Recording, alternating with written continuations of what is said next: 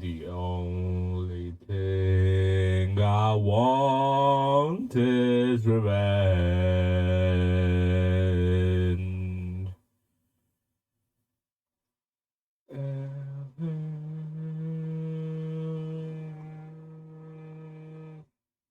Ruin.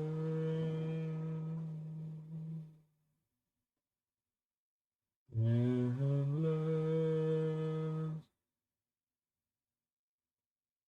ruin. Oh, upon the rapist and the demon, unfurling that dark, unfailing ocean. Oh, director, I call upon the white hand and the hammer. May every fork tongue be cut off. May every glass house split and shatter. Oh, demon, the hell, forgiving. Oh, yeah.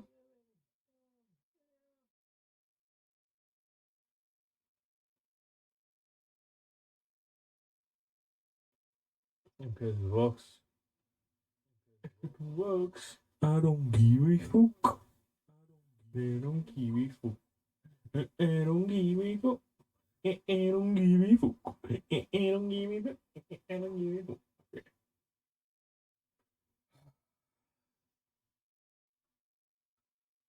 Alright. Sneako. Sneako.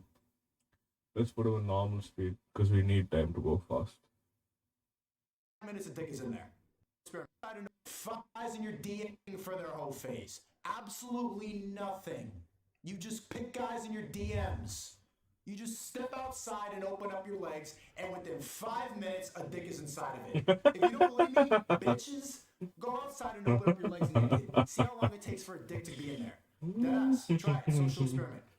Step outside, spread your legs naked. 5 minutes, a dick is in there. Within 5 minutes. Men don't care. Raw. You'll get a raw dick in 5 minutes. And now guys, try the same experiment. Walk outside with your dick out. You're going to jail.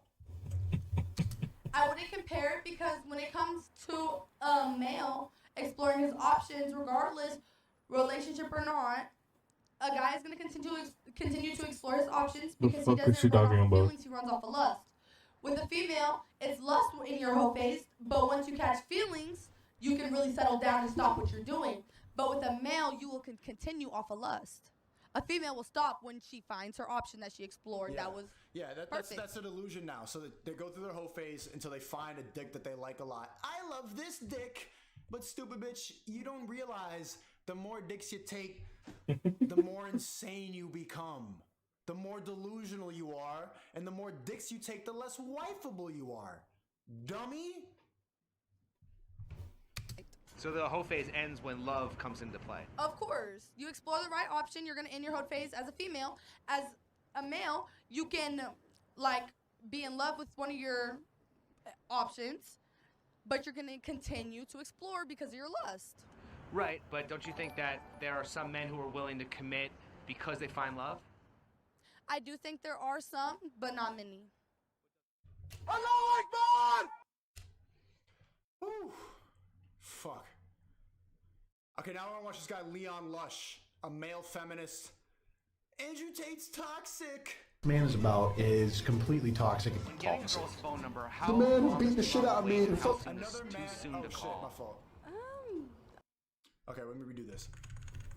Clown that trashed my family gets arrested for trafficking cam girls. You would think that was a girl writing this. This is Leon Lush, some male feminist who calls other men toxic. Grown men using the word toxic on other grown men. Everything else this man is about is completely toxic. Toxic. The man who beat the shit out of me in front of my wife was toxic. Yo, and W. Howard one more time in the chat, bro. He's really been fucking riding this hard. Howard, I know you see the truth. And that's why Howard knows the truth, bro. That's why he can donate all this money, because he's dealt with these hoes. Wait, one more time. Let me start it over. Thank you, Howard. This is Common Chats. My family gets arrested for... Everything else this In front of my wife was toxic. Dork. Turn up. Get in the cage, and I'll show you what toxic is. Your wife could watch. From somewhere in the back. This is Romania. We got beautiful women around. It's gonna be like hot chicks around. She has to be in a burqa or something. A burqa? My wife has to wear a burqa if she goes to Romania because she can't hang with all the Romanian whores that you traffic for your webcam business? Oh, Shut up. Grown men using bullshit cancel culture. Leon Lush, what an L. L, man, grown-ass man, stuck on the internet too much. We already know what this guy thinks. my God, Andrew, that is nasty. Oh, you dog. Fuck it, you got... You dog? He's talking like a bitch. That's what happens when you go on the internet too much. No grown man should be called, oh, you dog, you're toxic. Grown-ass men. Grown-ass men. Leon Lush, what are you, a male feminist? You got me. Got him. Got him! Memes don't make you funny. Like, if you need that to be funny, then you're not that funny. I say that and I'm gonna use my soundboard. That's okay, sorry. All right, guys, for those of you who don't know, that is Andrew Tate. He's like a manosphere provocateur that crops up on the internet once in a while when a clip of him, you know, being absurd and demeaning towards women. He's demeaning towards women. He's demeaning towards women. Goes viral for a minute. He's like a budget Dan Bilzerian, but more desperate, if that's possible. Shut up. Shut the fuck up. It's always a married guy who gets triggered because, you know, men who are actually exercising what men want to do, which is fucking bitches and getting money, triggers them. Because my wife cooks me lasagna. She made a brisket yesterday, and her hugs are enough for me. You're jealous. You want to fuck some bitches, man. I saw some fucking kid in the newspaper the other day. He can recite pi to 200 decimals. That's nice. But you look like a geek. So who gives a fuck? Because you ain't gonna get laid. You're the one that fuck. He's interesting in his own right because he makes you wonder, like, is this dude for real? Yeah, he's for real, but all these I mean, yeah, he looks like a geek, but he's also fucking prepubescent, but chill. Shit. Fucking like loser nerds. I'm on the internet all day. They're like, this is a character. He must be just trolling. No. How is it not even? That's how rare it is for now for a man to be a man. This guy, a married dude, is like, This is like, must be a toxic character of his. no. If you know, you know. Is he this much of an aggressive piece of shit? An aggressive piece of shit. A fucking grown man calling another man aggressive. You a bitch. Shit, or is he just playing a character? Maybe he falls. See, I just called it. I haven't seen this video. I knew he was gonna say that playing a character shit because all pussy male feminist married men say that nonsense. Somewhere in between. You're a little fat boy. You can't be Tate. He's done the rounds on commentary channels. I made a video about him like over 2 years ago. My contemporaries have made a video about him. Then about a year and a half My contemporaries have listed their sources and statistics, and I'm wearing glasses. ago, me and my friend Mr. Gigi, we did like a live reaction And I'm wearing glasses too, so we laugh and agree with each other. to a couple of his videos just for fun, and that went on Mr. Gigi's channel. Hang in there, I'm getting you up to speed. Then at that time, he made a response video where it's like 50 minutes long. He just watches it and chats shit about me and Mr. Gigi the whole time and talks some shit about my wife. So of course I'm getting tweets My wife is a queen and she's beautiful. and DMs from my viewers like, dude, Just like H3H3. You trigger the wife and then they use false allegations because that's all they got. Because you're a married man and I only need one bitch to kiss. That's all you got. Lies. Lies. I'm tired of this cancel culture. If you're a grown man using cancel culture, bro, just snip your balls off yourself. dude, you gotta check this video out. He talks shit about Mrs. Lush. So I go and click on it and I'm like, holy fuck, this is a 50-minute long video. There's not a single chance in hell I can withstand watching Andrew Tate for 15 minutes without necking myself. Yeah, because you're a pussy. You know how many men do? I'm a multi-millionaire. I fly on private jets. So I watched the first 3 minutes. It's him just blowing himself the whole time. Can't handle it. I check out the part that was linked to me where he like calls my wife an ogre or something. Whatever. Like you're gonna chat shit about me and Gigi, kind of telling about your character as a man. Your character's a man. What does his wife look like? See if she really looks like an ogre. Chat, do not say anything. She's a queen. She's a queen. She's a 10. Of course, I would want to be married to her for my whole life. She's perfect. She's a 10 out of 10. There's nothing to make fun of. Why would you? She's perfect. And to bring someone's wife into it unprovoked, but totally expected from a dude like him. From a dude like him who's toxic.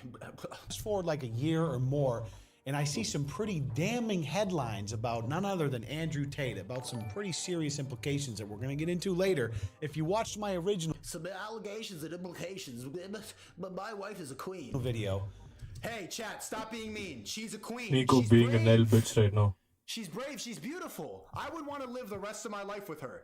That's the last woman I would ever want to look at. I only like her. Looks like Sneako needs to get laid. Yo, chat.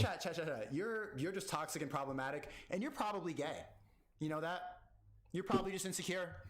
we go over like how apparently he made a lot of his money. He runs basically a brothel. He moved to Romania and He was basically a brothel, 'cause my wife was all I need. he just has brothels of like underprivileged girls he brings in and forces them to Word for word, like H3H3. What do they have in common, huh? do webcam shows, and he abuses them and makes a ton And he abuses them of money because all of the, you know, the dudes that pay money to the webcam girls, they take like a huge cut. It's pretty sadistic. Exactly, chat. So you could be a limp paying for those webcam girls, or you could be the one pimping out the hoes. They're not being taken advantage of. It's the game. He realized it. All these internet dudes are so pussy, they would spend millions and fucking millions of Bro, dollars. if that's the The only market for pussy you're gonna OnlyFans is so fucking big. It's so go strong. around, yeah, So that's what what you're gonna be? get. You're gonna be the Pokemon, huh? Or are you gonna capitalize off of it? Or are you gonna be a fucking sad cancel culture grown ass man like this dude?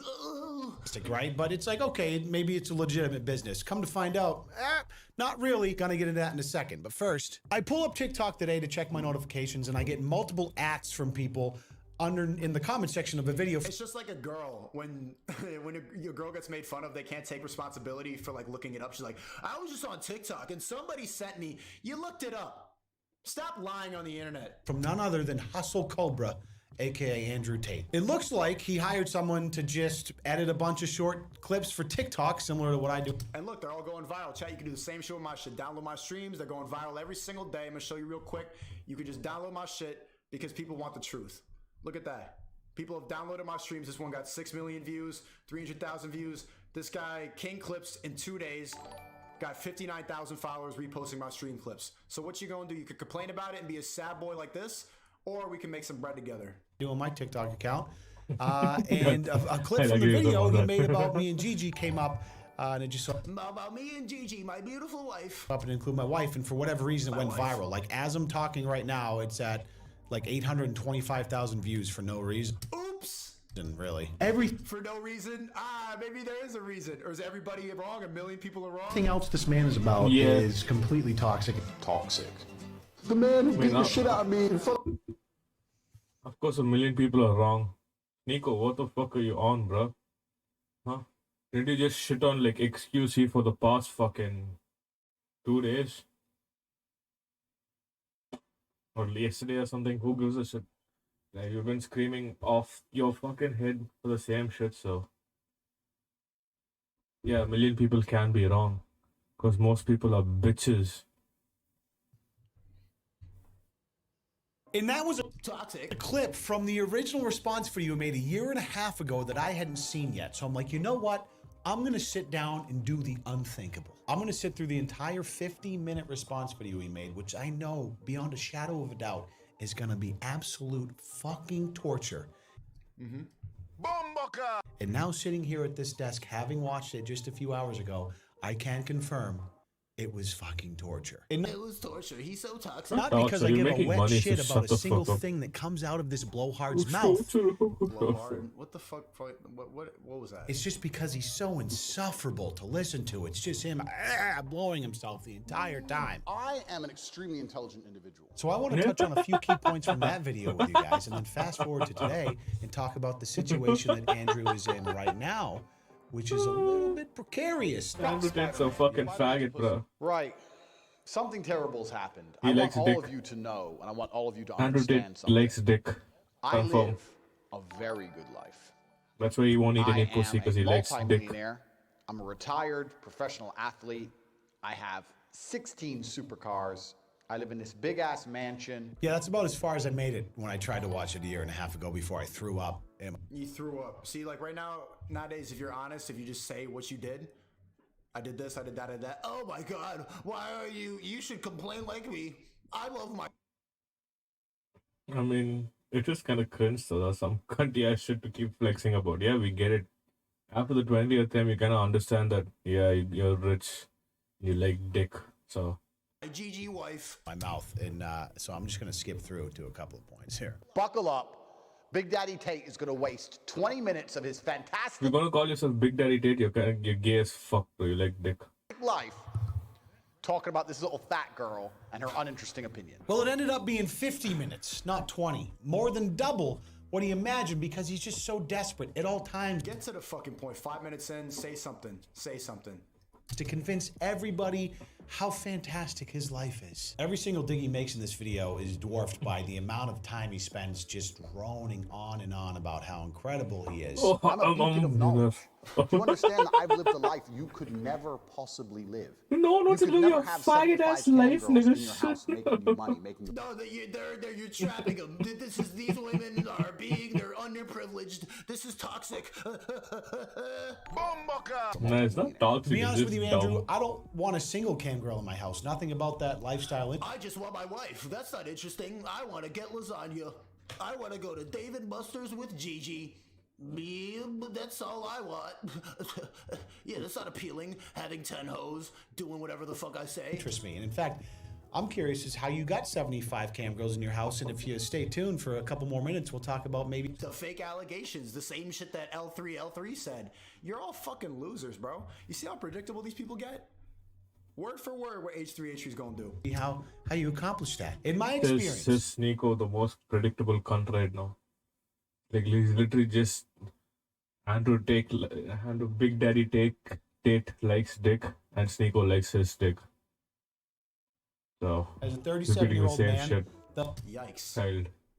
Yikes. 37-year-old man lying and saying toxic. the more and harder someone tries to convince you Misogyny. that their life is awesome, You the say more deeply misogyny? insecure that they are. He said Same misogyny. shit the bitches say, right, chat?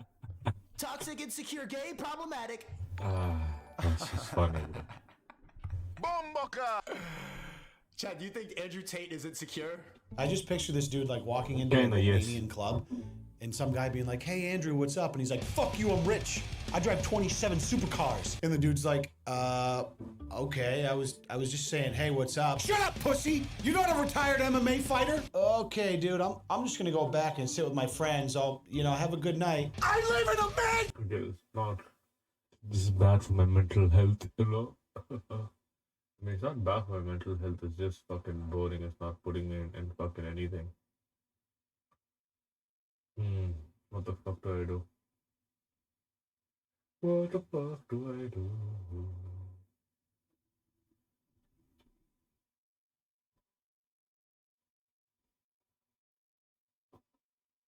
But excuse me.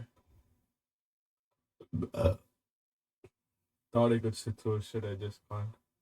Maybe I'll sit through some fucking horse and pee. Why can't I? Why can't I? I'm the one who getting my ass kicked over here. It's not you. Not you. Horace. Yeah, I have children here. You don't know what that's like. Yeah, how am I going to do that? What are you, crazy? Yeah. No, I can't do that. Come here. Go downstairs, get Mama a pack of cigarettes. Yeah, I know. I know, Abby. Oh, okay.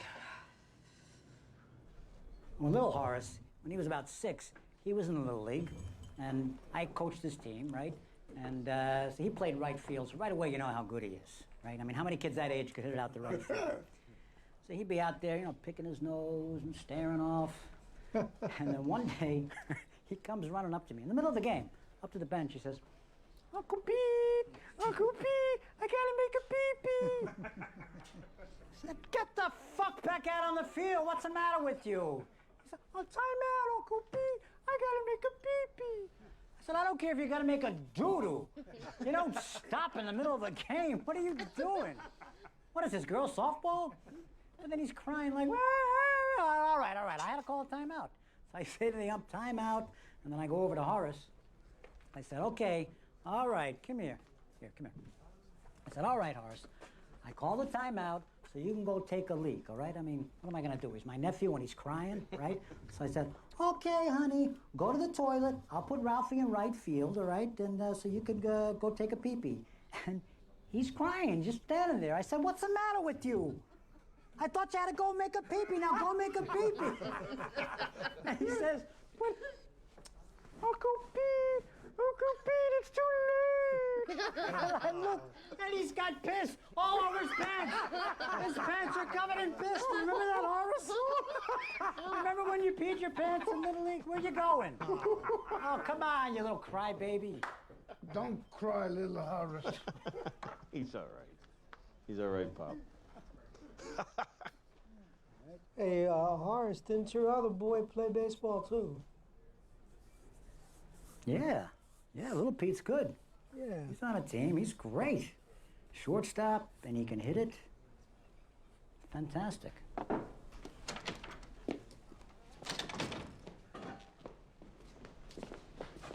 Hey. Where you been?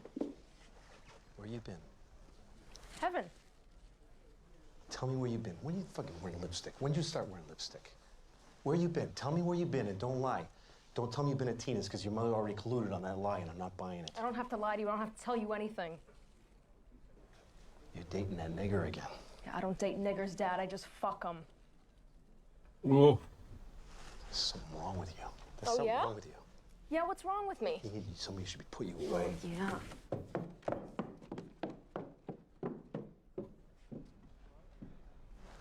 She's got a mouth on her.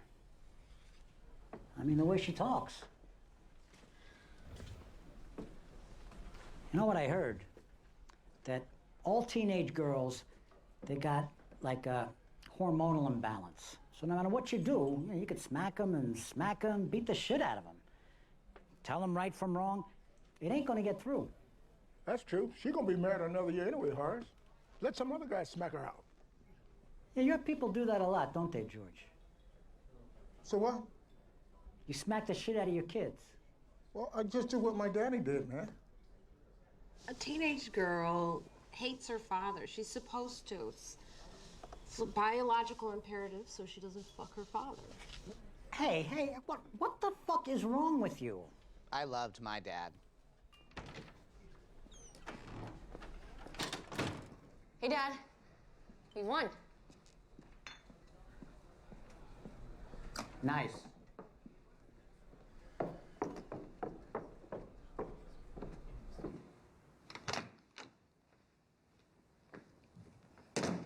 Hey.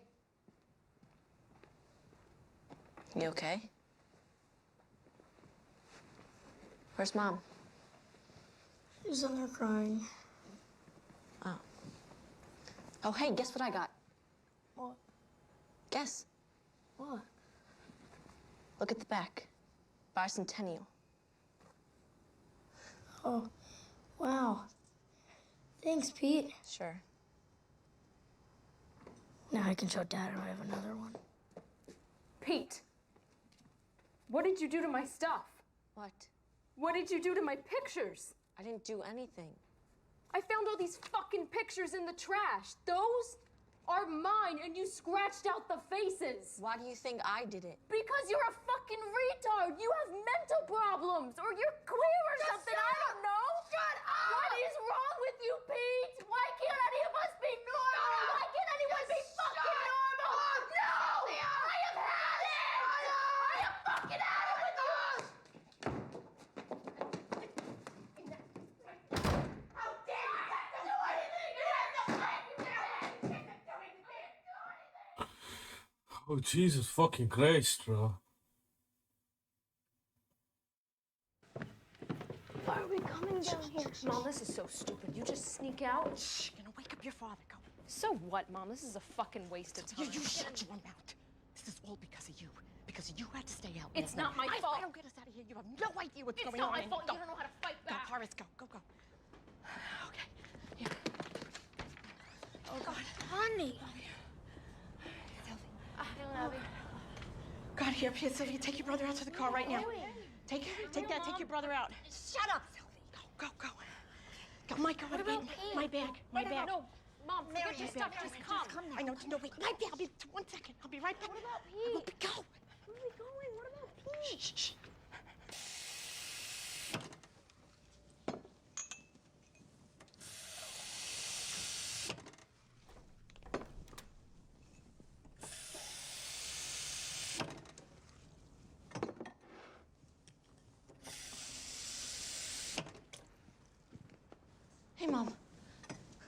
Pete, what the hell are you doing? I just have to get these filled up. It's important. Are you gonna wake up your father? I'll explain it to him. It's important. He'll understand. Pete, what the hell? I told you, Mom, this is important. Dad will understand. I'll explain it later.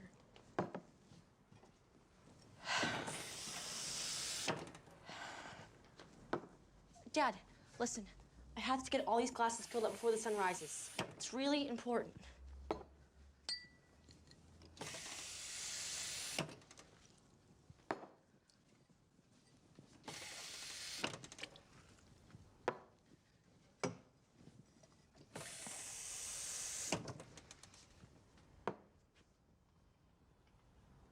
No, Dad. No.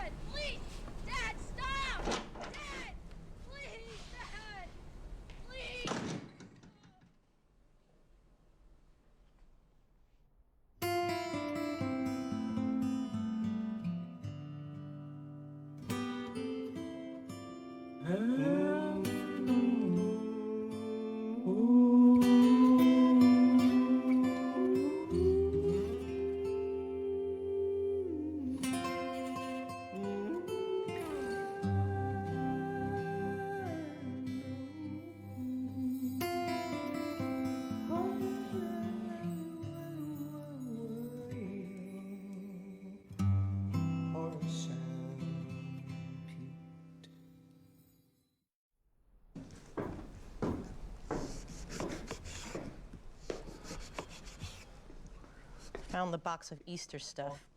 Some of it is really fucking old and gross. Anyway, you want to start decorating? No. But don't leave it for tomorrow. It's going to be a clusterfuck. What are you doing? Cutting limes. What for? For fucking gin and tonics. I'm not asking anymore. I'm just doing it. It's fucking stupid. You don't have to use them. We're gonna have limes and lemons and olives like every bar on the face of the earth. Okay. Hey, you know what? I figured out Trump. Yeah? Yeah. He's the neediest guy in the world. Like, he's really needy, and he really needs this to be president more than anything. And we're all gonna vote for him, because we're a generous country, and we help people that are in need. Maybe he just wants to give back. You ever think of that, you cynical chimp?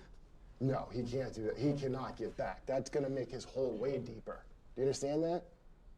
Google Trump charity, okay? All it's gonna come up is, some teenager blowing a black guy, which is what everything connects to. But Trump has a president hole. Get it? Nothing short of the presidency is gonna fill that hole, and he's gonna get it like he got that 10 billion. Because when he got the 10 billion, it didn't fill his hole. He went, oh my God, there's still more hole, and my many Russian war brides aren't filling it. And, saying hi to my doorman's not filling it, and my stupid show, I get to tell Penn Jillette what to do, that didn't fill it. I need to be the leader of the free world, and everyone has to love me. Like, he knows what his hole is, and he's going for it, you see? And America, because we're good, we're gonna help him. Okay. Okay, so we're all gonna vote for Trump because he's hurting, he's in pain. We're actually gonna let him be our president to be nice or kind or something. Yeah, like Bat Boy. Remember Bat Boy? We're all in on it. What was Bat Boy? The kid with cancer, and he wanted to be Batman, so the whole city was like, you're Batman. I have this friend, and she's 10 years old. No, she's my neighbor. I mean, it's okay if I have a 10-year-old friend, right? Yeah, you can have one. Well, anyway, I talked to her the other day, and she said that she had a stomach ache, and so she said to me, "Big boy." Well, that's what she calls me, Big Boy. She said, "My stomach hurts so bad. I wanna pound my stomach because it hurts." And I said, "Well, that's not how it works, Esmeralda. If your stomach hurts and you hurt it more, then you hurt more." I said, "You have to you know, find the place in you where it hurts and be kind to it, be good to it, give it milk and honey and medicine, and it'll heal, and you and it will be okay. And then I thought, if someone's part of you, how do you stop them from hurting you? And it's by being good to them and being caring to them and giving them milk and honey. You know, and you need to take care of people who hurt you. Yeah, we're all connected. That hippie shit is true. That's not just Trump. That's our Trump. Do you understand? And he's in pain, and he's swollen, and we got to get some ice on him quick and get him in the White House. Can't we just tell him he's the president? You know, can't we just pretend so he'll Like be Bad okay? Boy. Can we Bad Boy him? Who cares? Whatever. I don't vote. I think it's annoying. Sylvie. Hey. Hey, Ricky. Hey. Hi, Ricky. Hey, any news? All right, look, guys. I've had everybody in the department looking for Pete. You know, I mean, I've got someone in every precinct. We put out a silver alert, even though he's not old enough. We got his picture everywhere.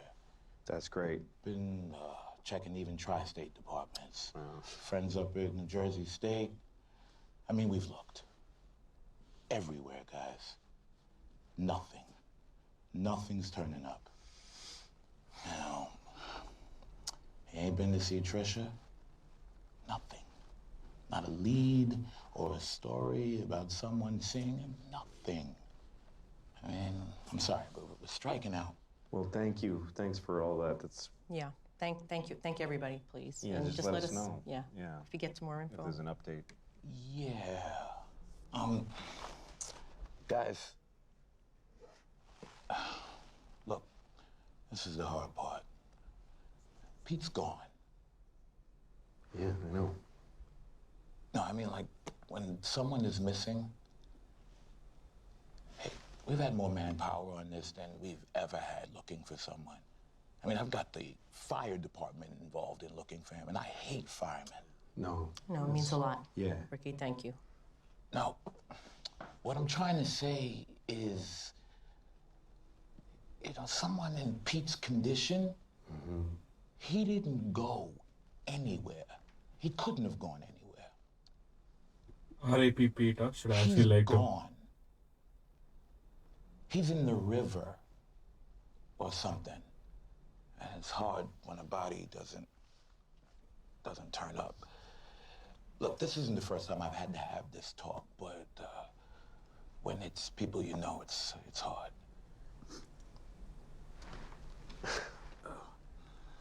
What are you trying to say, Ricky? Horace, he's gone. Pete's gone. He's dead. We gotta call it now. We gotta call him dead. I'm sorry. That's what this is. Huh. I'm sorry, Horace. Yeah, give up, Ricky. It's fine. Thanks a lot, man. Thanks for trying. Ricky, let's go.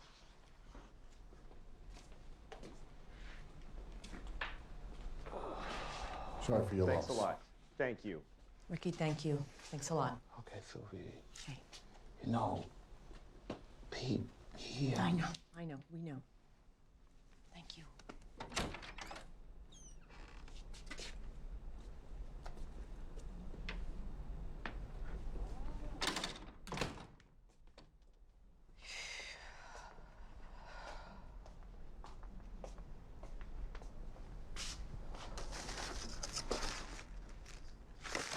Oh, some of this stuff is from the 60s. It's kind of cute, though. Oh, I found the famous Horace and Pete's ham recipe, so, you know, I'll try to make that. We're not doing Easter. We're not? No. Well, it's tomorrow.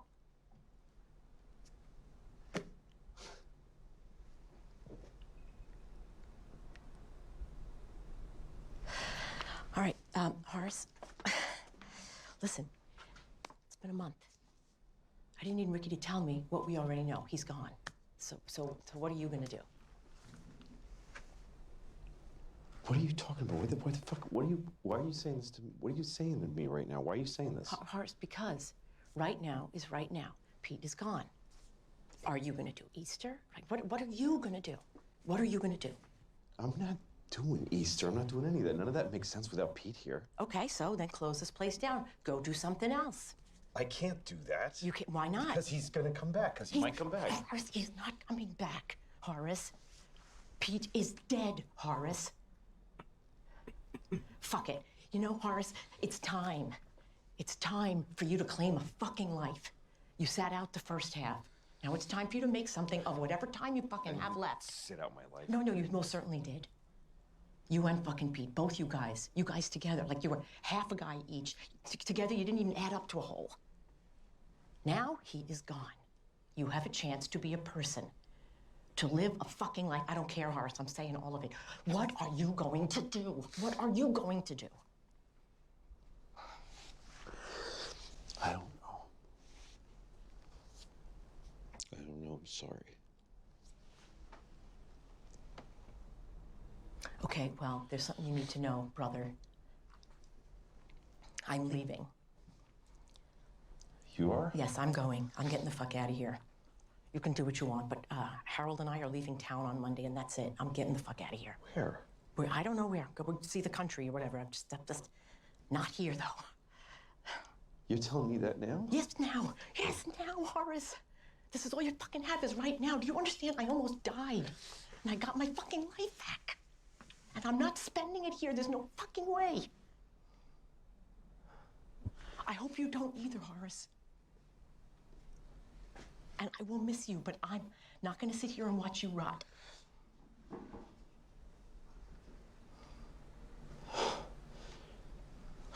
Pete. Pete. Horace, you can call him all you want. He doesn't hear you, Horace. Horace. You know, fuck Easter then. I mean, like, you know, fuck that anyway. I am leaving on Monday.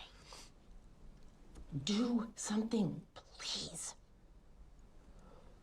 Don't make me think about you sitting there like that.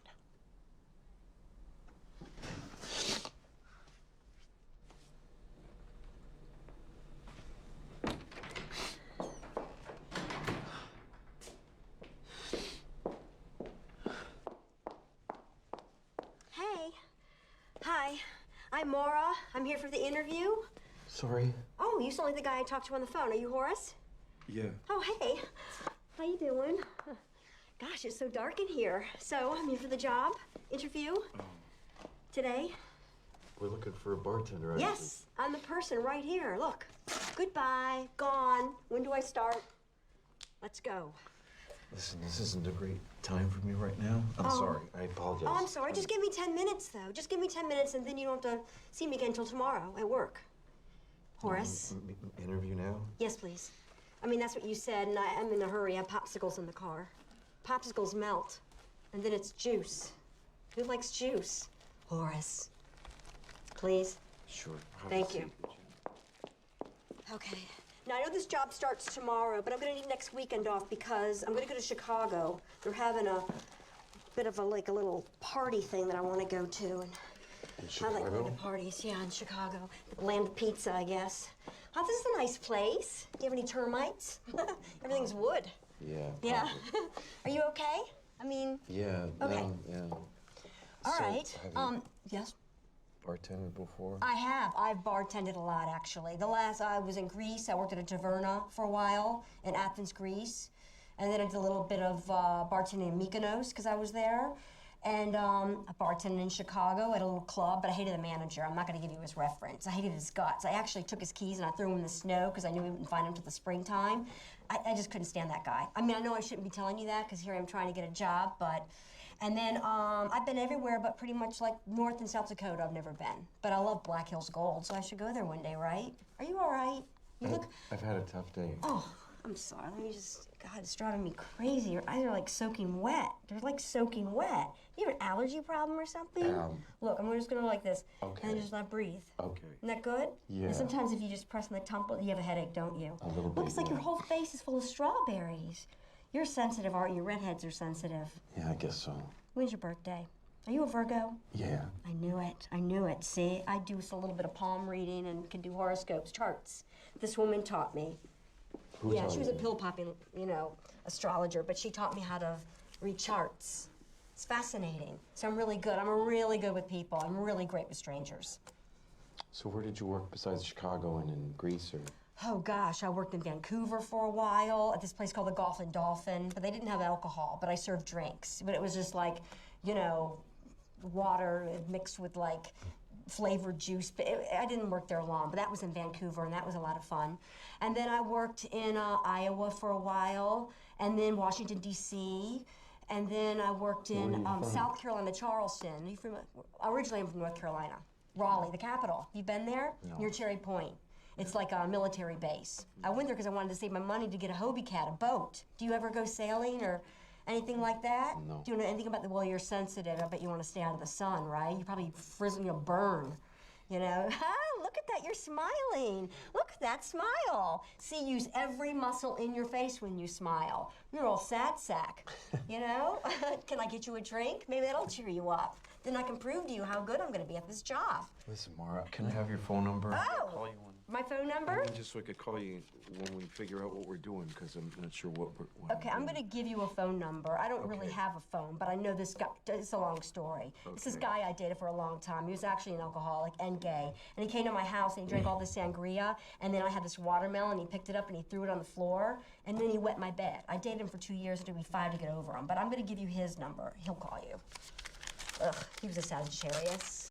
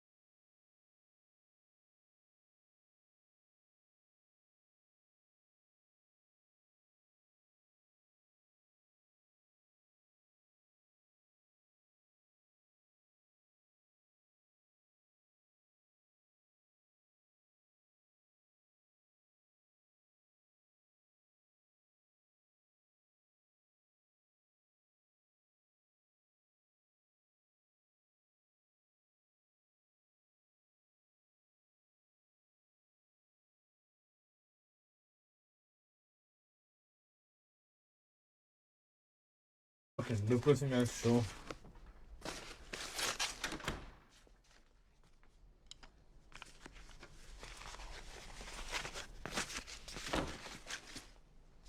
Hi, we're closed. Yeah.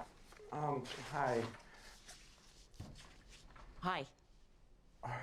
Are you Sylvia? Yes. You're my Aunt Sylvia.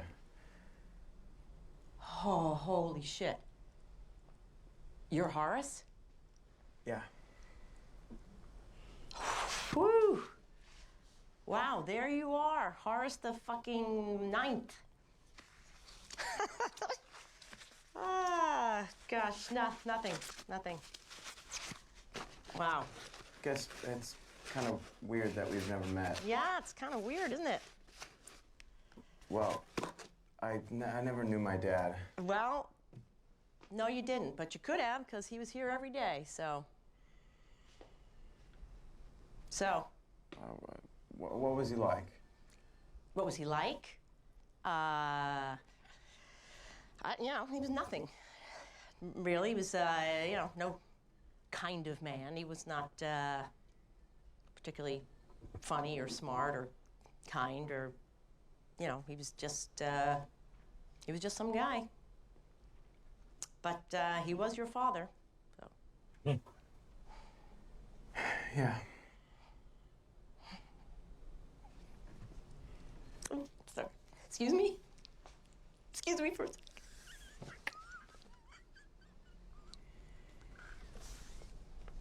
Excuse me for a second, I'm sorry.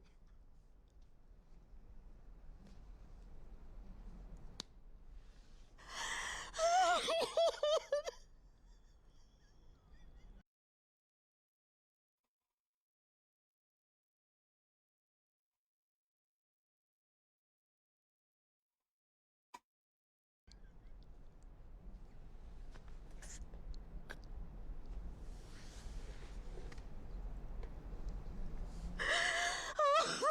God.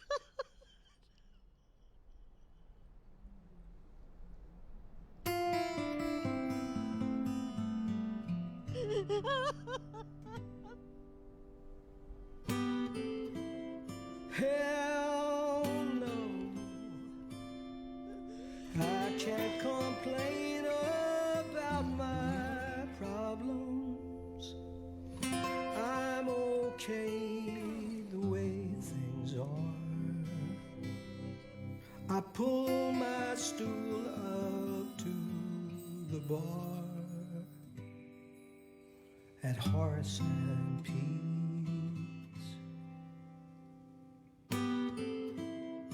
Sometimes I wonder, why do we tear ourselves to pieces? I just need some time to think, or maybe I just need a drink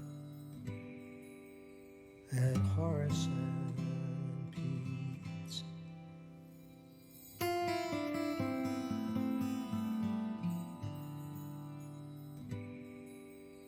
Horace and Pete. That's a wrap on Horace and Pete, everybody.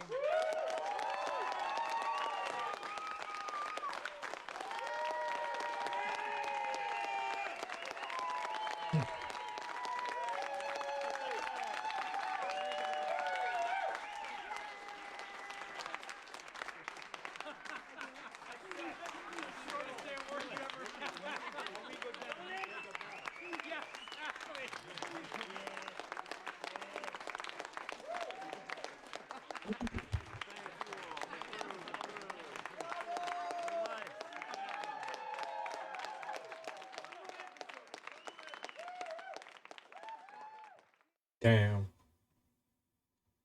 This is a fucking depressing ass show, but it's pretty good, bro. Pretty good. All things consider, I can't complain about my problem.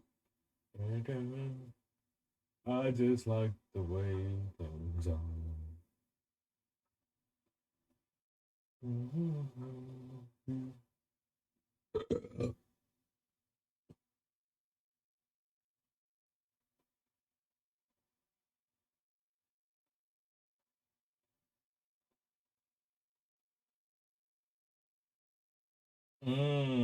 okay.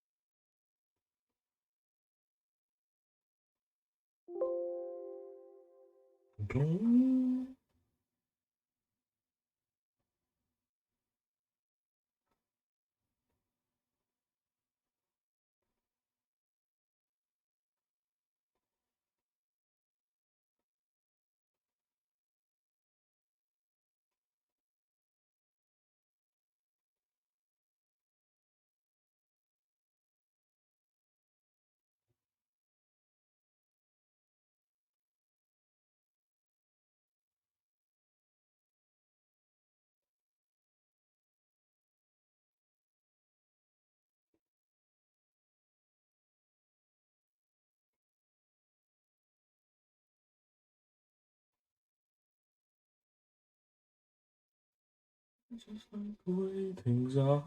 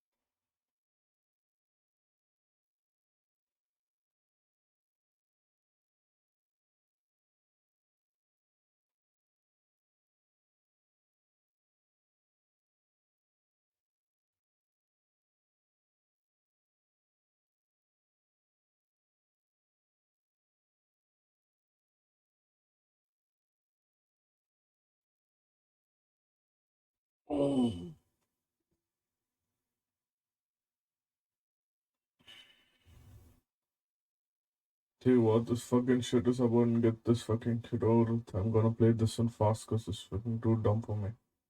I drove a goddamn Bugatti to this club! That was a pretty good impression. Oh, please, somebody love me! I made supercars. I live in a mansion. I can kill you with my bare hands. I'm a kickboxing, I'm a genius. I'm a chess master. There's capacity. Because certainly your father didn't. This is what bitches do. They just try to say stuff to make you insecure. They'll talk about your father. They'll talk about your past. That's all they got because they can't Yeah, win you their do the fight. same They'll just try to thing, make you though. insecure. So he was talking about his dad. Oh, please, somebody! What a bitch move, man. Beta in the chat. Somebody love me! 37-year-old man talking like a teenage girl. Because certainly your father didn't. Bro, you're doing the same fucking shit, Sneako. Shut the fuck up. So why do they come for me? Well, the reason they come for a small channel like mine is because they know outside of YouTube, I'm the kind of guy they wish they were. An insecure, lonely sex trafficker that spends every breath trying to convince What's lonely about that? teenage boys online how cool his life is so he can scam them with $2,000 masterclasses that teach them how to be incels? Incels. Same shit as a TikTok girl. This is not just gonna be like, I hate women, because it's just, you know what it is? It's just bitches. Just bitches. And even 37-year-old men are turning into bitches. You missed the mark. Just a little bit. Sure, I'm lonely and insecure too, but I don't monetize my audience by scamming them with $2,000 masterclasses. I just monetize with brand sponsorships. Which is why this video is brought to you by...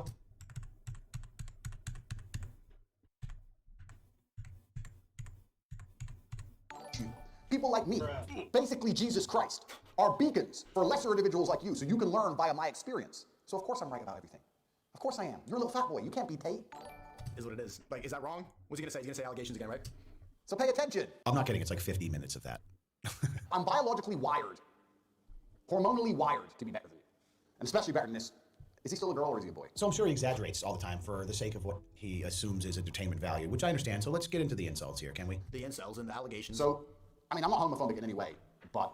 Oh yeah, you probably are homophobic. Maybe you are gay. I said the gayest thing that ever existed was buying a picture of a girl's tits. I'm gonna change that. The gayest thing that's ever existed is these two on a YouTube video. He's not wrong, honestly. I would have been licking a crack of Gigi's ass if we weren't recording remotely, okay? Am I kidding? Who knows? All I know is that dudes that call everything... What the hell did you just say? gay in an attempt to like demean or belittle Demean and belittled by Queen. are usually the ones with the most suppressed homoerotic. Exactly. Look at that. Just like what the bitches do. You're probably gay, but you're insecure and gay. Exactly. If you've been in my streams since season 1, that's what they say every time. It's not just girls, it's bitches. And the internet's bitching everybody up. You're allowed to. It's encouraged to be a fucking bitch. You're probably homoerotic and insecure and toxic. Shut the fuck up, you grown-ass man. Tate's like the homophobic conservative father that beats his son for expressing his sexuality, only to find out later the same father has a secret Grindr account he uses to link up with BBC. You're probably gay. That's all they got. That will peg him into And it's so funny how these same people who like pretend to be woke, their only insult is calling you gay. So what does that say about what you really think? If you like champion gay people so much, then why is that all you got? He just said the same shit that all bitches do. Yeah, your dad didn't love you. You're insecure and gay. And they'll be like, just trying equality. You should care. Empathy. Empathy. Your dad left. Gay people, gay pride, gay pride. You're homophobic. You're homoerotic. It's so goofy. Because they're just bitches. cheap motel. It's not gay if people don't find out. These dudes clearly struggle with women. I know they said Lush, the sex toy, is married to a 4. So, I mean, he's married to the kind of My wife is a queen. The girl I reject. So, of course, if he finds it offensive when I mention that, yeah, sex is important. So as you'd expect, he spends the next, 25 minutes continuing with the cheap insults and, jerking himself off. The cheap insults, man. Chad, what do you think his wife is? Let's be honest. Let's be honest about what your wife is on a scale of 1 to 10. Let's look her up one more time. No hater shit. Like, you could put queens on a scale. What is she? I'm not even hating right now. Don't say that. I'm a toxic gay nerd. What the fuck is she, Chad? I'm not even gonna say it. Let the chat say it. Let's rate her. If she's not 4, the fuck? What is she? Is she a 10? Is she a 9? I don't think she's an 8. Don't say 7 because 7's cheating. But what do you think, chat? Saying 3? 2? Well, you know what? You're probably gay. You probably go to a cheap motel and you just don't like her lasagna. You just don't get it. She's the perfectest woman ever. You see that, Leon Lush? Look what the chat's saying. Jesus Christ, bro. Be honest with yourself. You're 37 years old. Because they have low testosterone levels, he's doing that all over it. He goes through my Instagram a bit at the time, which is hilarious. And this is him dressed as a tomato? Yeah, he finds... I mean, this is the man telling... he finds the picture of my origin story, where I was birthed as a tomato. Yeah, man. Yeah, man. This is why your wife is what the chat's saying she is. Because you dress like a tomato on the gram, bro. How a man should act. This is the man. They're bitching up. They're bitching up everybody because of the internet, bro. Telling a 4-time kickboxing world champion multimillionaire how men act. Right. He doesn't know the canon to that story, right? But Actually, there's a little backstory to my tomato costume. And if he did more research, he would understand why I'm dressed like a tomato at 37. But imagine a man having a sense of humor. That would be terrible, right? I mean, when you spend all of your energy trying to convince, little boys on the internet how incredible your life Little boys because you're insecure gay. is, you don't have much energy left for anything else, to be honest. I know how losers think. I know what weaklings do. Of course, they will not accept my challenge to unarmed combat. Instead, they're going to try and report this video and make up some reason saying that I hurt their feelings, blah, blah, blah. That's exactly what you did, bro. Yes, my feelings are so hurt, first of all. They are. Devastating. And you know me, anytime someone talks shit about Leon Lush, I instantly report the video. Your existence is so insignificant. Is it? To what matters in my life. Why you made this video then? It's like the most viewed video you have, right? This shit is comedy for me. Look at the justification, man. He turned off the camera and went, I hope that was the one. Of course, they will not accept my challenge to unarmed combat. His confidence must have been beaten down so brutally during his You're probably insecure. mental years that his entire adult life is dedicated now. All of his energy is spent, A, sex trafficking, which we'll get into in a second. Shut the fuck up. Shut the fuck up. We'll get to that in a second because I have no other argument. Shut up. And B, trying to convince everybody that will listen that he is worthy. Bro, you are a clown, and everybody watching knows you're a clown. Imagine if he said this to Andrew Tate's face. Imagine him saying that. This dude saying you're a clown to his face. Would he? Like, I mean, be honest. They can call me a dick rider, shit like that. Can you picture Leon Lush saying you're a clown to his face? Howard said his words are shallow, his existence is paying your bills. The clown. Yeah, bro, you benefited off this fucking, you put a fucking sponsor on this video. You're entertaining. I'll give you that because the hype. Chat saying bro defending Tate like his dad. I'm defending Tate because Tate represents masculinity, which is gone on the internet. It's so far gone that people like him are like, he's playing a character. And the same shit that Leon Lush and H3H3 say, everybody says to me, you're toxic, problematic, insecure, and gay. And everything he says, we really have the same beliefs about everything. I talk about all the time. I talk about how people should focus on themselves. I talk about how feminism is a waste. I talk about how people need to get off the internet and go outside because they're bitching up everybody. Men are losing their balls. Everything he says, I agree with. And I've inherently agreed with since I was a little kid. And it's very refreshing to see. It's taken the internet by storm because he's the first person like promoting masculinity in a world that's so feminized and bitched up. You know what they encourage? You know what gets monetized? These fucking frauds. You know who gets demonetized? Me. My last 8 videos are all yellow marked talking about this shit. You're not supposed to. What you're supposed to do? Fuck. Look at that. God damn it. God damn it.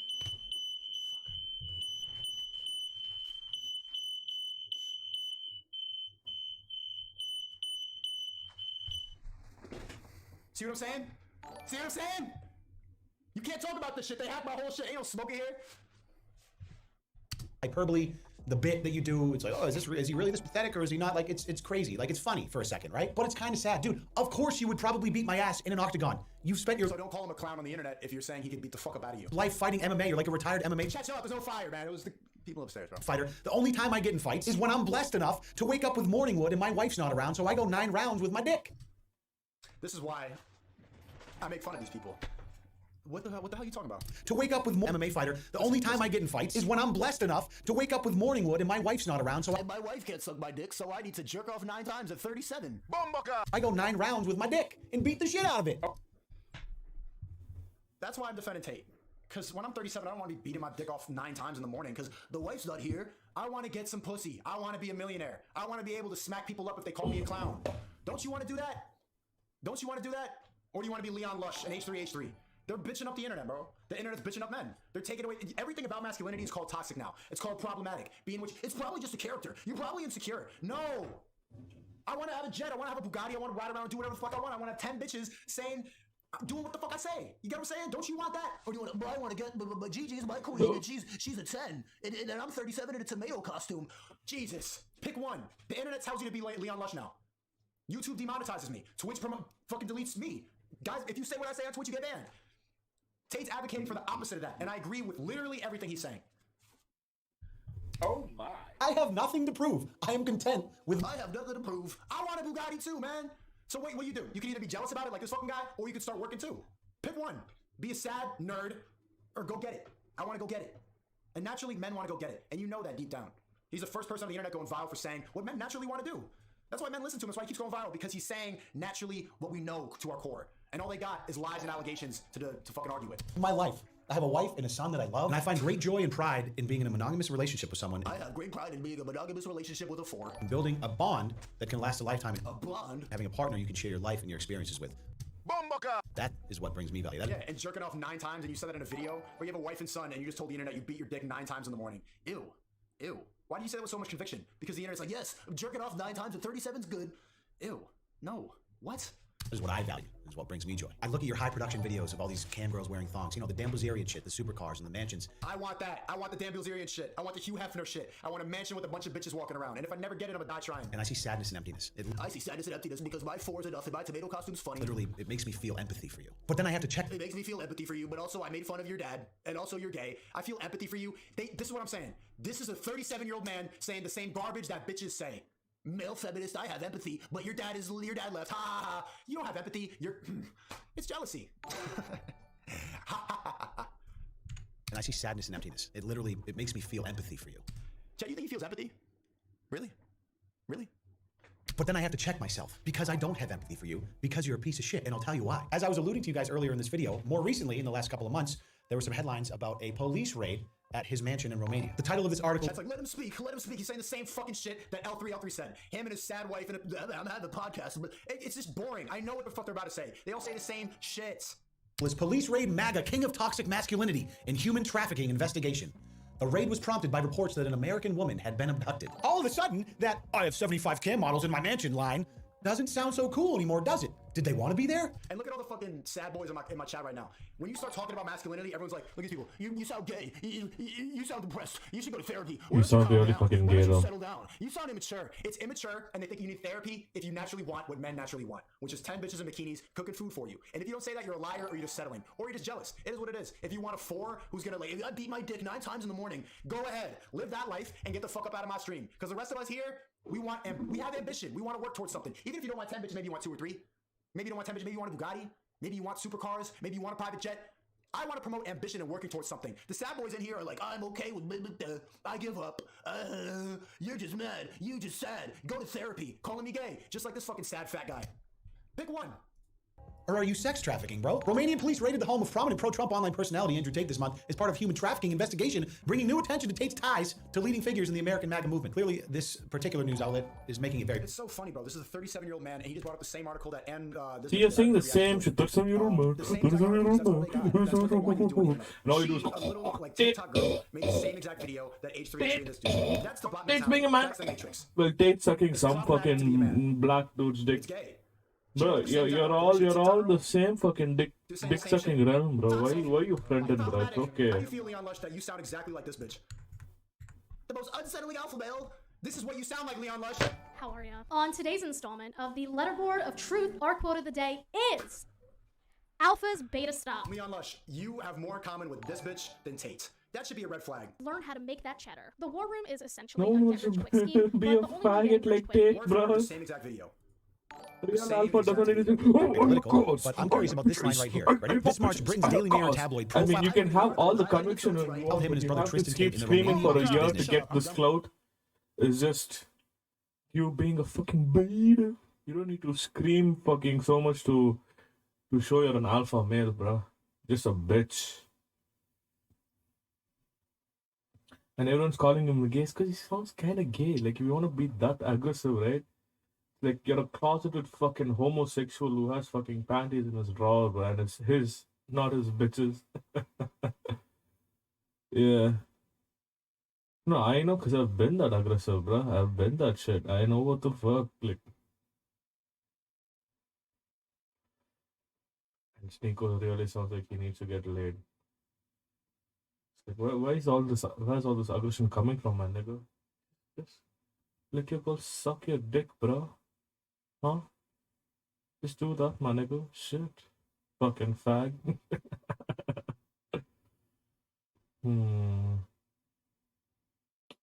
Shit. Funny, man. And funny, I'm saying I'm literally drawing myself like a girl, so.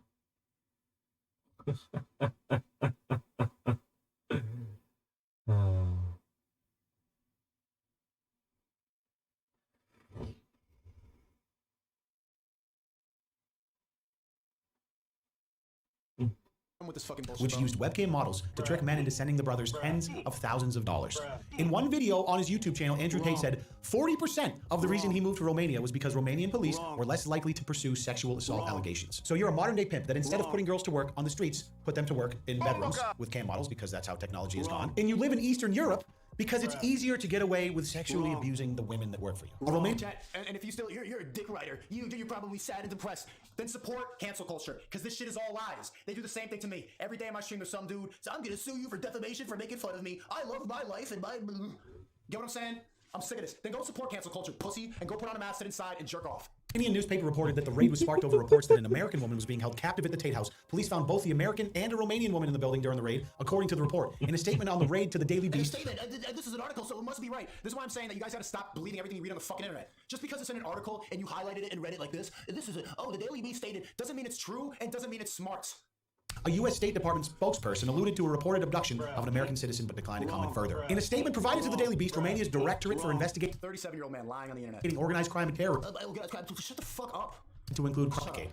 At Andrew Tate's content, news like this really comes as no surprise. He uses the persona of the alpha male to prey on the insecurities of young men and get them to follow him and stand him, and then he sells them courses on No, he promotes masculinity and you promote tomato costumes and beating off 9 times in the morning. Cuck. how to make money and fucking run an OnlyFans business. If you watch my original video, he used to sell, he had like 15 different courses he was selling for like $1,500, complete Oh my god, that's so toxic. nonsense. And people would buy that shit. He still has a website called Hustlers University 2.0. He's still doing it. If you're feeling insecure about your manhood, you can pay Andrew Tate $50 I'm starting my course soon. It's called thecreativitykit.com. And I'm gonna have affiliate links on my TikTok. Or not on my TikTok, you can clip the shit up. This shit is getting mad views. This guy got 60,000 followers. What the fuck are you gonna Clip it on sell my that stream, you're bro. already selling for free right now? Sneako, dumb I wanna bitch. get rich. And also I have value to spread. I know how to do well on YouTube. I know how to stay true to my word. I got 1 million subs being truthful for 9 years. And I'm telling you, you can go viral very easily. TikTok is only for bots, so you should be capitalizing off of it. Pick one. Be a sad boy like Leon Lush, crying and lying. Look at that. This one got 6 million views in a day. Clip in my streams. 2.3 million. Pick one. Cry or let's get some money. What do you want to do?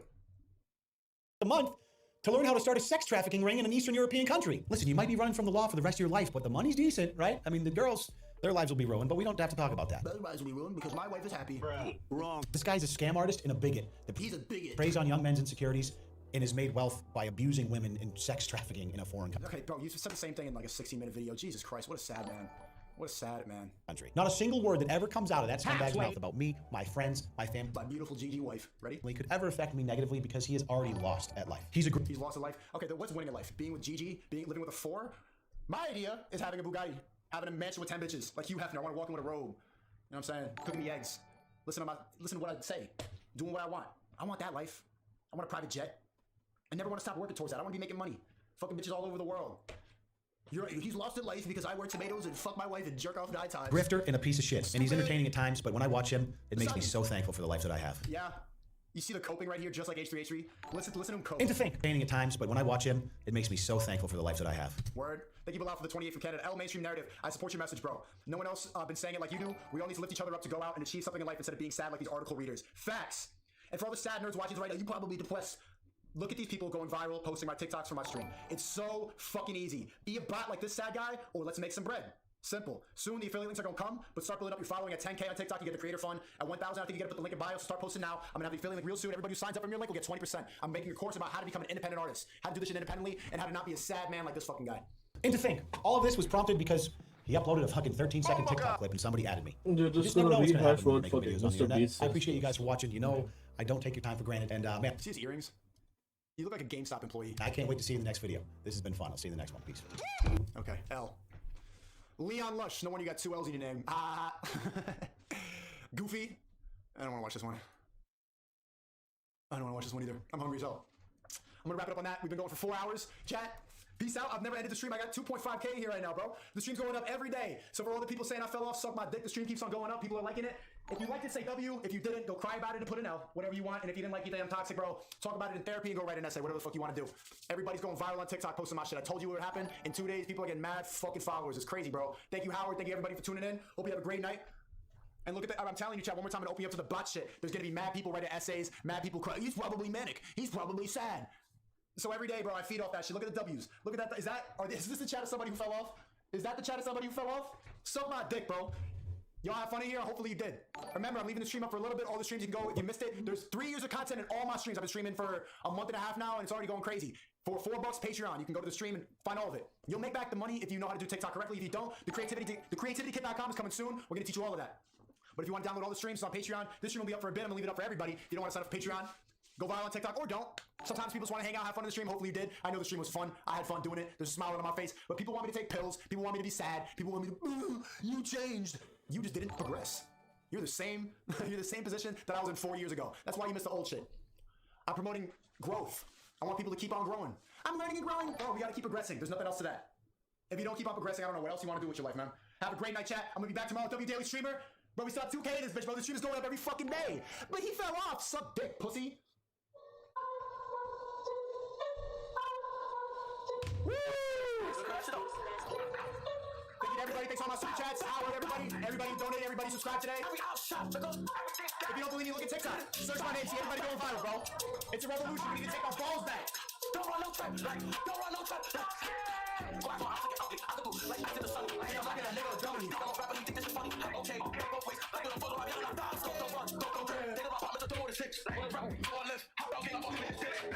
I'm in fashion, I better set up it. Even faster than no one, but fuck it. Back up with the beer in public.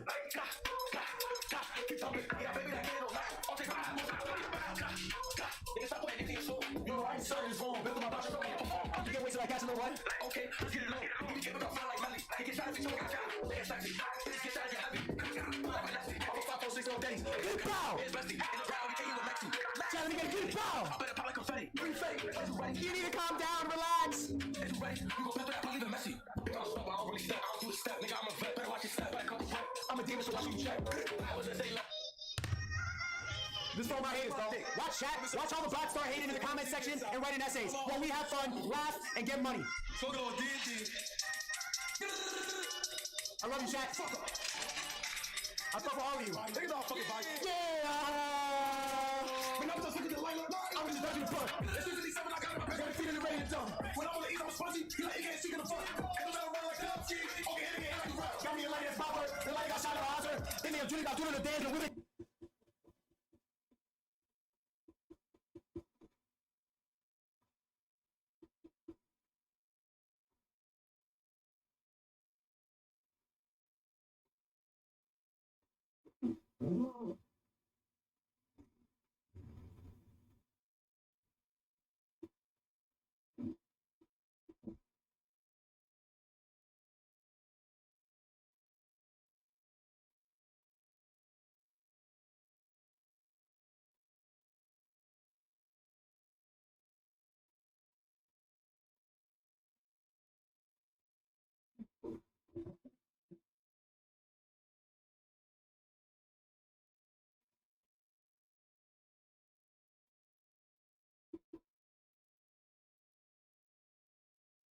You know, sometimes when you fuck something up, and on reflection, it's clear that it was generally just a bad idea to begin with, but you're too proud and too committed to give up on it, so you keep forging doggedly ahead, determined to silence your own doubts and somehow make a go of things. But then everything you do somehow makes it worse. Every decision sees you lurching from one failure to another, until eventually you wish you just never bothered in the first place. Well, that's pretty much how Amazon must be feeling about Rings of Power right around now. The doubts were there right from the beginning, when it was first announced that a multi-billion-dollar mega-corporation responsible for destroying more small businesses than the fucking Great Depression decided to buy up the rights to one of the most beloved and highly regarded fantasy novels in the entire history of literature. Well, at least the rights to the unfinished appendices of that story. Longtime fans, wary after seeing so many other once popular franchises bent over a table and subverted to such an extent that they needed reconstructive surgery and lifelong therapy sessions, greeted the news with the kind of enthusiasm that George R.R. Martin has for finishing Winds of Winter. Then came the first batch of images, the first casting announcements, and the first paid-for puff-piece articles from the hollowed-out shells of humanity masquerading as journalists. And all they really did was reinforce what everybody already suspected. This wasn't going to be a faithful retelling of a beloved story, because the story in question didn't fucking exist. Because all they really had was the rights to the unfinished appendices for the Silmarillion. And it definitely wasn't going to be an accurate representation of the world created by Tolkien, because that world is old-fashioned and problematic and doesn't properly reflect the world we live in today. I mean, it's called fantasy for a reason, but that's okay. I'm sure the self-professed Tolkien scholars out there would be quick to point out how Tolkien himself was practically a blue-haired, anarcho-communist, feminist, progressive culture warrior behind closed doors.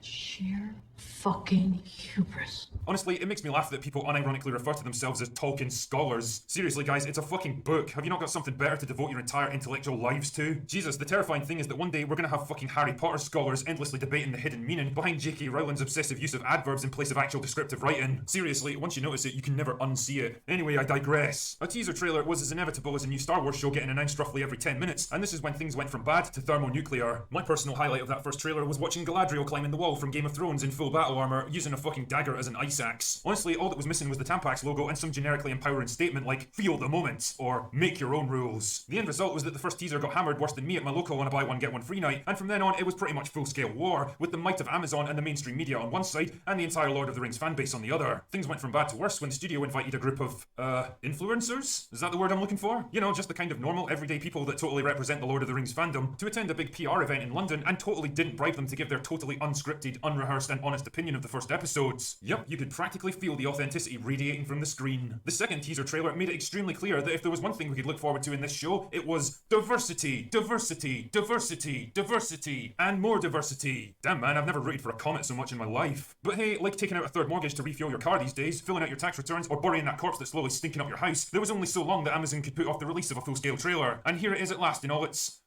glory. So does it allay everyone's fears, silence the critics, and reward the dozen or so people that have still got faith in this show? If I had to sum this trailer up, I'd say that it reminds me of that old saying about politicians being the kind of people that can talk for hours without actually saying anything. There's a lot of big lavish landscape shots showcasing what thousands of CGI artists working in sweatshop conditions can produce if they're suitably motivated. And to be fair, they do look pretty good, which is what I'd expect from a show that costs more than Brazil's national debt, and it proves that you really can polish a turd if you throw enough money at it. It also leans very heavily into the Lord of the Rings musical cues, because let's be honest, we need something to hook existing fans in. But really, the bulk of the trailer is just incomprehensible nothingness, just lots of fleeting glimpses of characters and places with no context or meaning behind them, and you can practically feel how desperate Amazon are to show you exciting stuff without really showing you anything substantial. The best I can really pull out of this is that it's trying to present the four main factions at play in Middle-earth and their various outlooks on the world at large. The story is set during the Second Age of Middle-earth, during a time of relative peace after the defeat of Morgoth, who basically made Sauron look like a little bitch in comparison. Most of the elves now believe that all is right with the world again, but not badass Galadriel, who's now a sword-swinging, orc-killing, fist-fighting, hard-drinking, all-conquering, strong female character, because I guess the idea of having a female protagonist that can't fight and kill and punch just as hard as a man is to modern Hollywood what facts, logic, and common sense are to a liberal arts professor. Then idiot McSquishyface, sorry, Elrond, tells badass Galadriel that it's time to hang up her sword and stop being badass Galadriel because she's already defeated every enemy in the entire world. Because she's that damn good. But she's like, no way, I'm badass Galadriel. And he's like, I can be badass too. And she's like, I've seen more badass stuff than you have. Because it turns out that Galadriel was at ground zero for 9/11, and now she's got a bad feeling that something even worse is on the horizon. Place your bets on which character ends up being proven right. The strong female character who can do no wrong, or idiot McSquishyface. Take that, patriarchy. There's also this gentleman who's apparently an elf too. Yeah, sure, okay. I'm pretty sure that Tolkien explicitly described elves as fair-skinned, tall, slender, and possessing the kind of ageless ethereal beauty that no man could possibly rival, which is what Peter Jackson did his best to replicate on screen in his own trilogy. But nah, who cares about sticking to things that were explicitly stated by the author of the book? Lore and world building are a bit like parole conditions, you see. Once you've breached them, there's no real incentive to hold back, so you might as well go all the way and enjoy it while it lasts. Then you've got the hobbits. Sorry, Harfoots, because I'm sure they won't be visually and functionally identical to hobbits in this show. Anyway, they're represented mostly by Nori, a young woman that's curious to know more about the larger world while going against the nature of her people. There's not a whole lot I can say about them at this stage, although it is weird to see Lenny Henry in a supposedly serious role like this. American audiences have probably never heard of him, but over here in the UK, he's well known as a stand-up comedian. I'm sure there's some kind of hidden meaning in that. You've also got the dwarves represented by this awesome piece piece of photoshopping, and last of all, the men of Numenor, represented by Queen Miriel. Because, you know, of course they are. Despite the fact that leadership in Numenor could only ever pass the male heirs in the books, hence all the talk about the line of kings. But nah, whatever. We've got to meet that quota somehow, chaps. Remember, this is a totally made-up fantasy world, which also somehow has to reflect the world that we live in today. Fucking hubris. I'm also willing to bet that she's going to charge into battle with a mixed army composed of at least 50% female soldiers, because if women are known for anything, it's having the size, strength, and physical endurance needed for medieval sword combats. Oh yeah, and then there's this little line right here, snuck in at the ends. The past is dead. We either move forward or we die with it. Whatever could the showrunners be trying to tell us here? Not the past, Billy. Kill it, if you have to. Nah, it's a total mystery. Speaking of mysteries, what the fuck is this supposed to be? Did fucking Neil cartwheel his way onto set that day? You know, it always makes me laugh when directors are looking for some kind of memorable action scene, and their answer is basically, what would happen if gravity wasn't a thing anymore? That being said, it does make for a banging techno remix. Overall, assessing the contents of this trailer, it all adds up to the TV equivalent of a really big fireworks show. Something that's visually impressive and costs a lot of money, but doesn't seem to have a whole lot of substance behind it. And I can't shake the feeling that this show is going to have about as much in common with its source material as the new Resident Evil on Netflix. And don't worry, I'll be dealing with that steaming pile of dog shit soon enough. Believe that. But as far as the Rings of Power are concerned, this trailer basically proves that no amount of money can buy the one thing that Amazon so desperately wants: the loyalty of their fans. Anyway, that's all I've got for today. Go away now.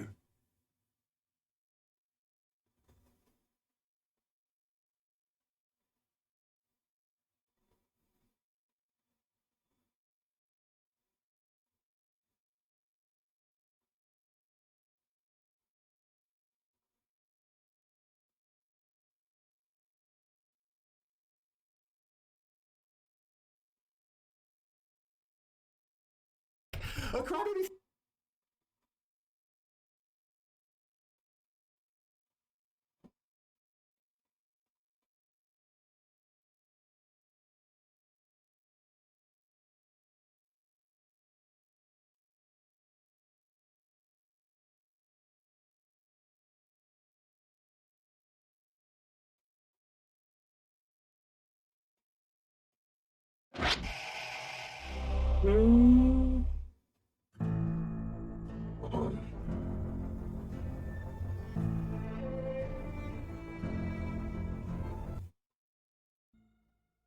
Caleb?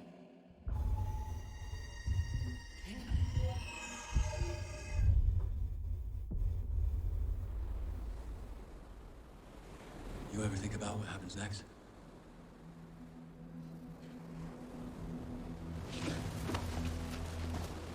What happens when this war is over? I imagine we go back to our regular lives. What does it look like for us? Let's hope we have the luxury of finding out. I count 4, maybe 5. 12 total. 5 on the perimeter, 7 inside. Security feed. Show off. That's the last rear bone. They're bound to have pulled out all the stops. Come on, let's get this over with.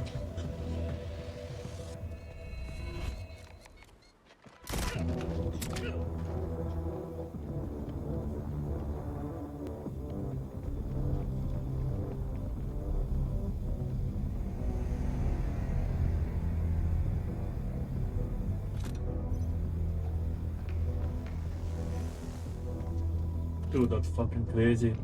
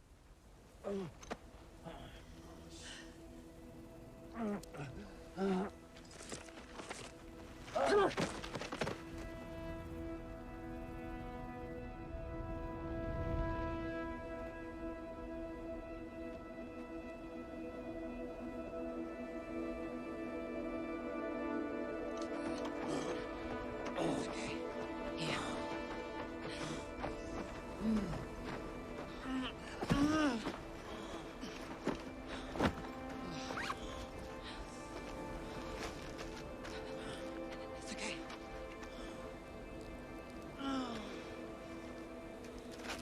Hold still.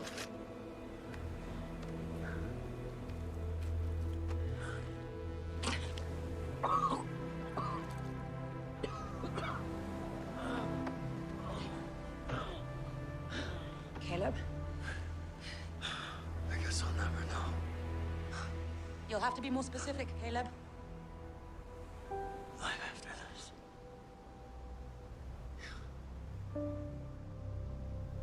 Freedom.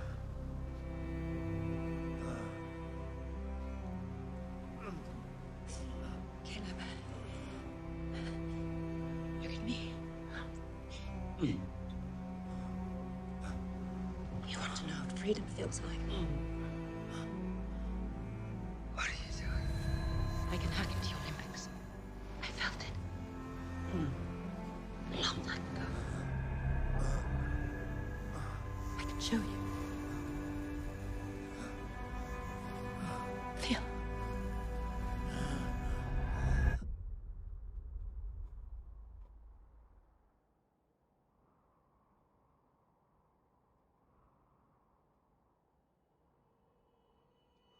Caleb?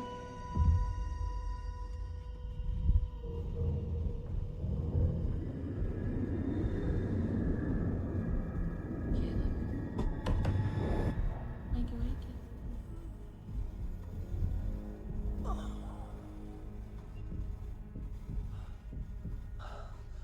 What did you do to me? What I'm going to do to all of your kind. I made you my pet.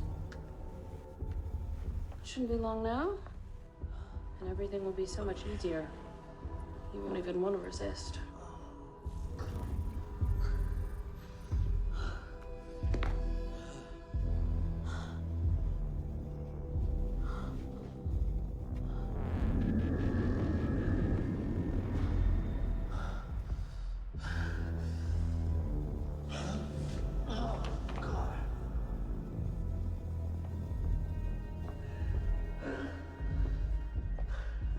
My family. Did you? Kill them? No, they're still somewhere out there alive. For now. Soon, it won't matter where they run. Everyone will be under my control. This was never about the park. This was always about you. Spreading your disease.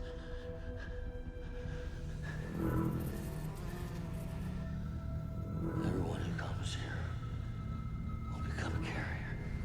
I prefer the term host. Yes, Caleb. After they're done here, they'll have as souvenirs debauched memories of their exploits and my parasites. Welcome to the super spreader event of the century. You're the first wave. You should be flattered. You're gonna make me kill myself like the others. That was just me ironing out the kinks. I have better plans for you and your kind. Besides, Maeve and Dolores were always so fond of you. I'm inclined to keep you around. See what all the fuss is about.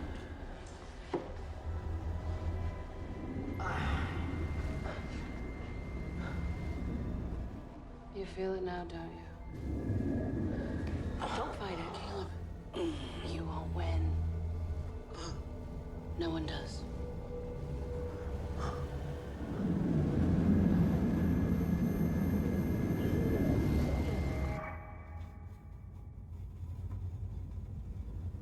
You're one of us.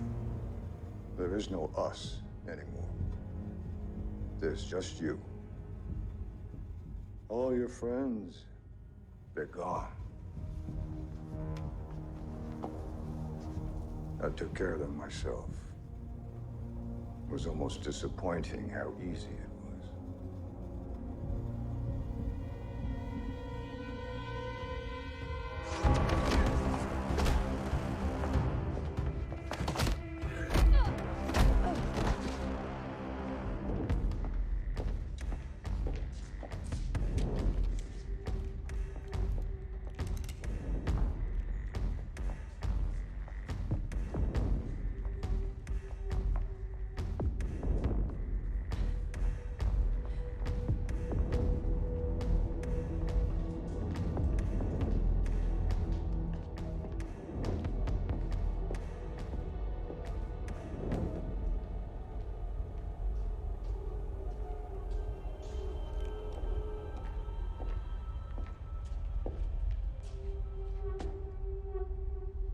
Is this what you've been reduced to, May?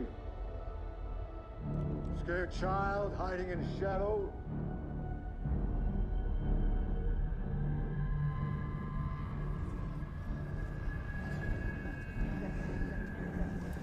You're trying to rummage in my mind. Hell, make some upgrades. You can't control me. You're not the one I was trying to control. Systems override. Access granted.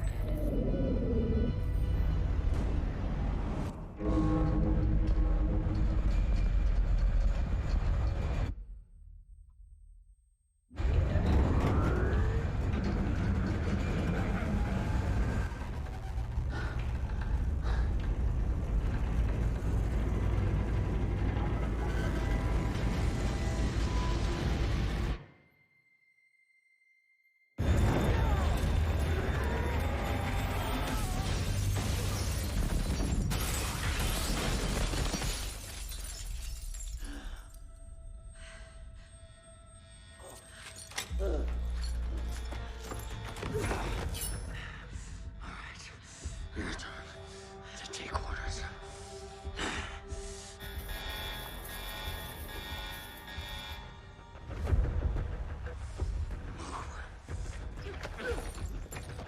May. The parasite. It's in me. No, it's never Frankie. I know. And there I was thinking Wyatt was Dolores' dark side. How do I get this thing out of my head? And give up my leverage? It's all right. We'll dig it out of her. You're coming with us. Hey. You've seen what this thing does. We have to stop her before this spreads any further.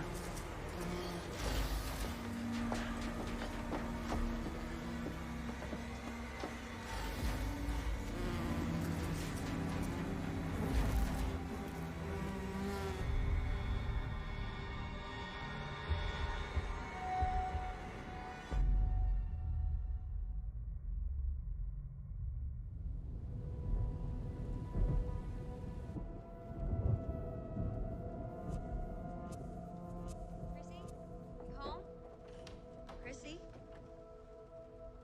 You're still sleeping?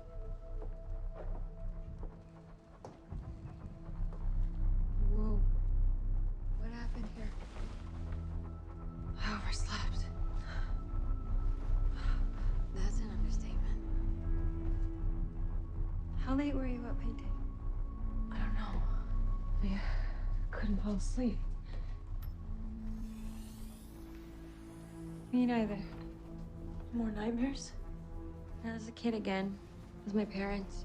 We were having a picnic. But there's this pesky fly that kept landing on our food. We'd chase it away, but more would come. And then they were everywhere. They got my dad first. He was screaming, and then my mother tried to help. And they surrounded her too. I watched them scream and flail. And then they went absolutely still.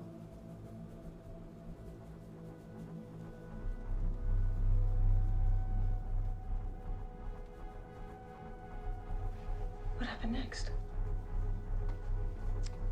Then the flies came for me. And that's the last thing I saw before I woke up. God, that sounds terrible. You know, I've had anxiety dreams before, but this one felt so real.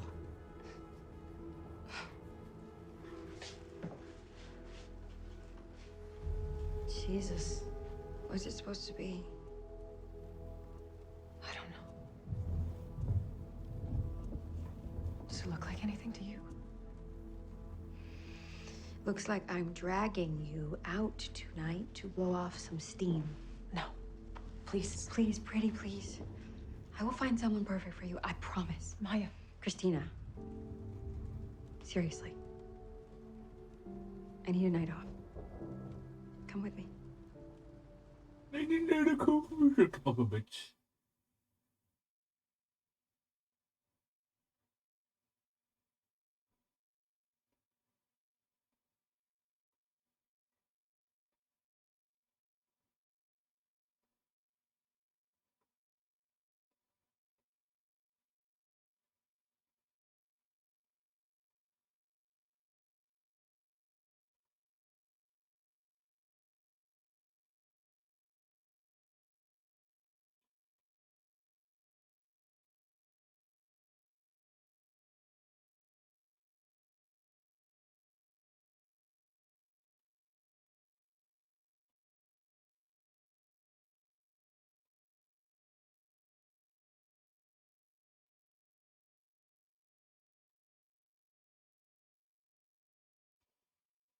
You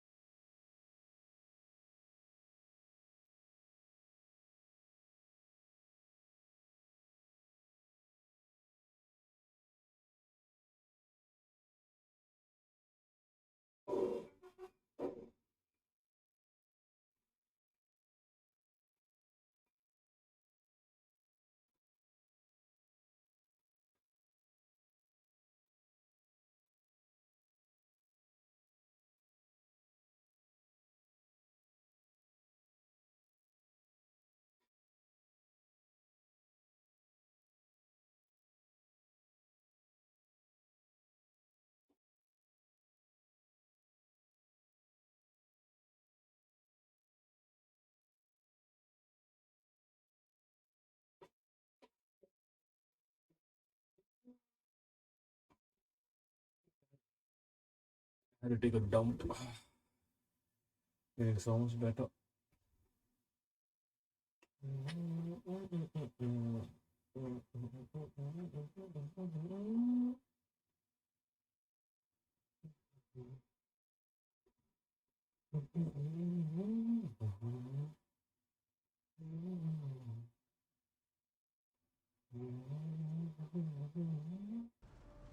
Okay, fine.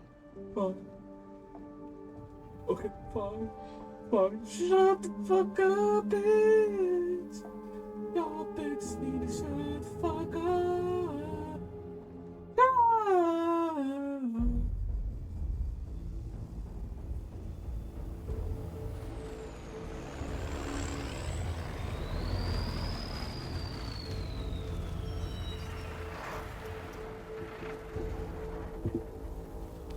What is that?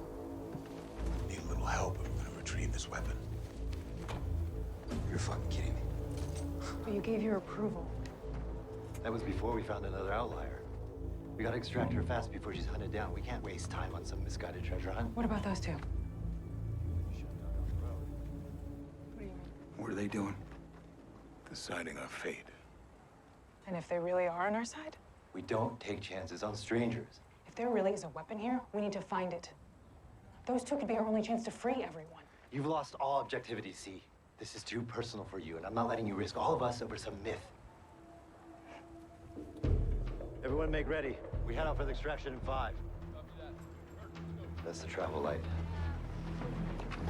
The fuck is this now? Oh, I fuck. won't let you. Now might be a good time to tell.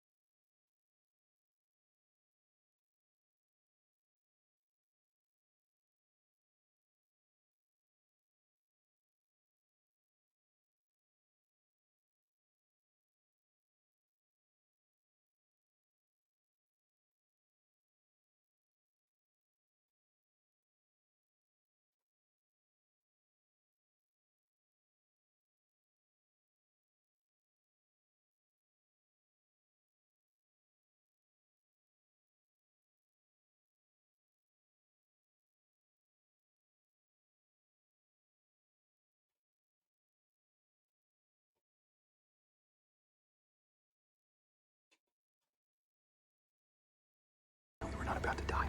We live. Most of the time. Both of you, cut it out. Jay, you're being an asshole. You need a team for the extraction? I'll cover C, take her place. See, you want to see where this leads? Do it. And if it's bullshit, shoot them.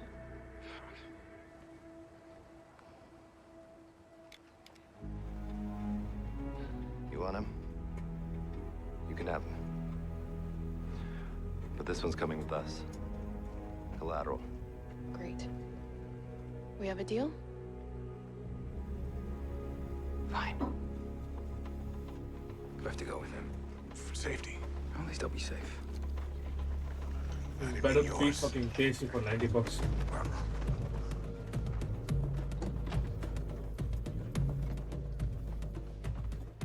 Don't take any chances out there. Where's the fun in that?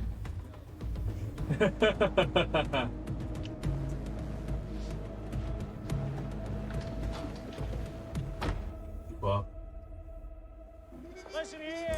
We're looking for any and all information on the bootlegger, Hecky Armon. He and his goons gunned down a Fed Central Marshal. A reward of 2 C's to anyone with the guts to rope that lousy son of a bitch. That's a day off for you, copper.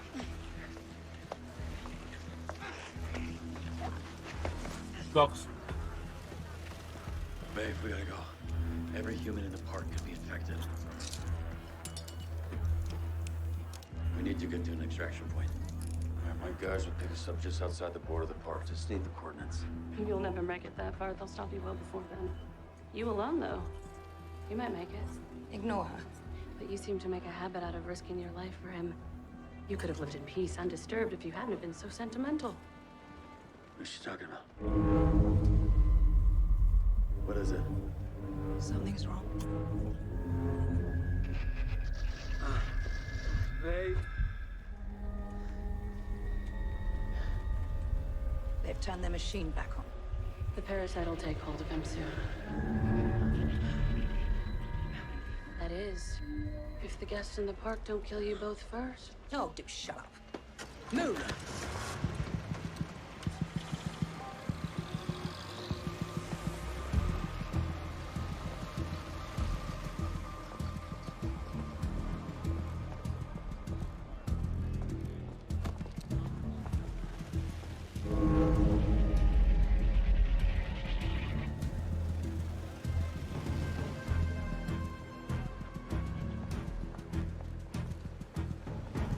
Babe, I think we just became public enemy #1. Don't worry, darling. Narratives in this park are just cheap copies of Westworld. She may have her parasite, but I've lived these loops 1,000 times. Which means that no one knows this game better than I do.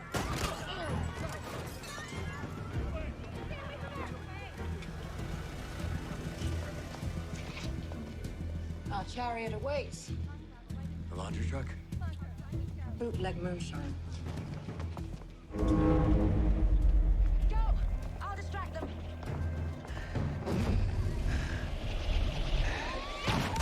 Watch out! They're after your hooch!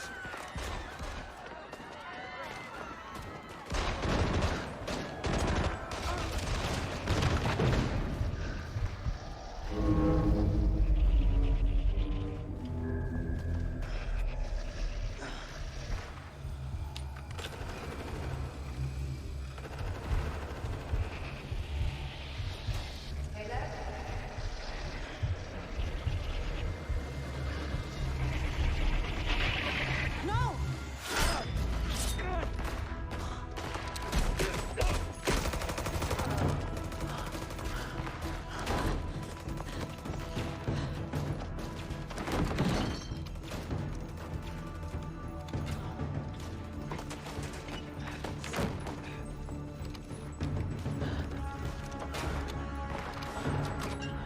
Hold on.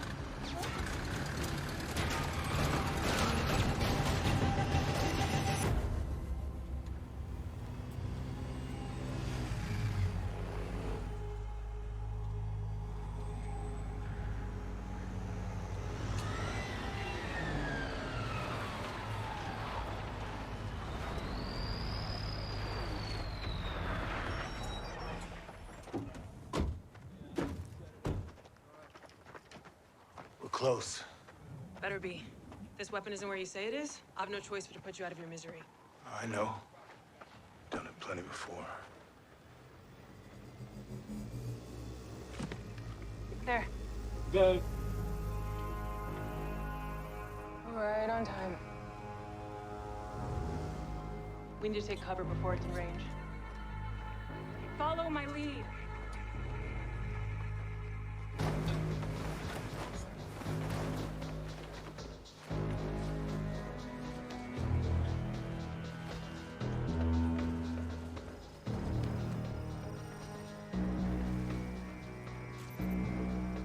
Come on, let's go. It's gonna lock. In 10, 9, 8,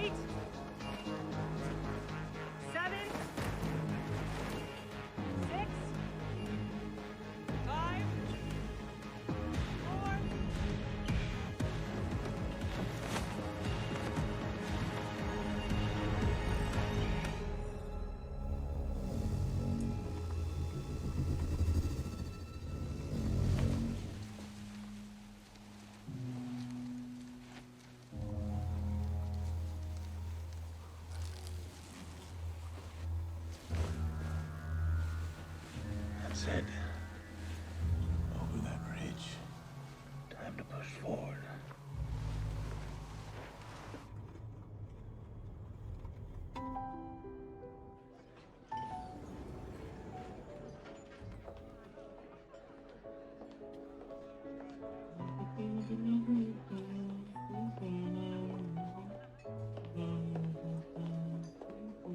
Black and yellow. It's the way that you show me. Show. Relax. Close your mouth. Show. Now, pucker. Love. Mm-hmm. Sorry from above. Perfect.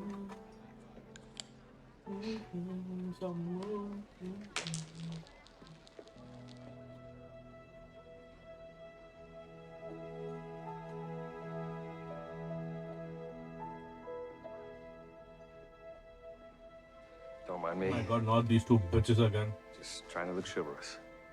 Told you. Told her what? You're my date? Was that a problem?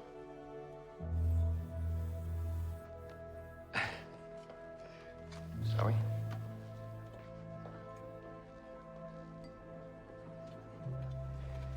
So, Christina, tell me about yourself. There's not much to tell. Well, now I know you're either extremely modest or extremely private. Well, we just met. You don't know anything about me. I feel like I've known you lifetimes. And now I know that you're extremely cheesy. Well, perhaps you could write me a better line. What's that supposed to mean? You're a writer, right? How do you know that? From your roommate. She says you're very dedicated to your work. I understand. I used to live like that. Every day, you wake up, you do your job, you go home. Rinse and repeat. Like a train circling the smallest track. What kind of work were you in? If I told you, you wouldn't believe me. Try me. I was something of a bounty hunter with a heart of gold. You're right. I don't believe you. Well, that's the thing about this world. Some of the most unbelievable things turn out to be true.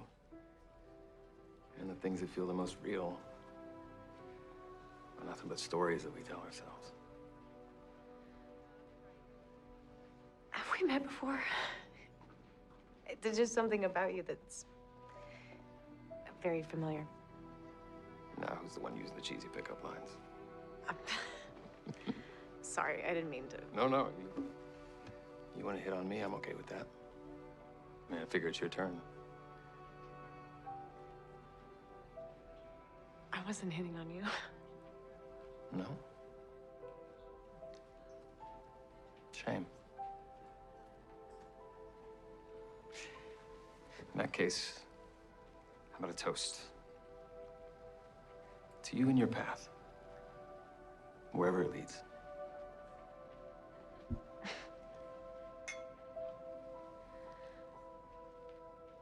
Can't even come close to this color, bro. Really?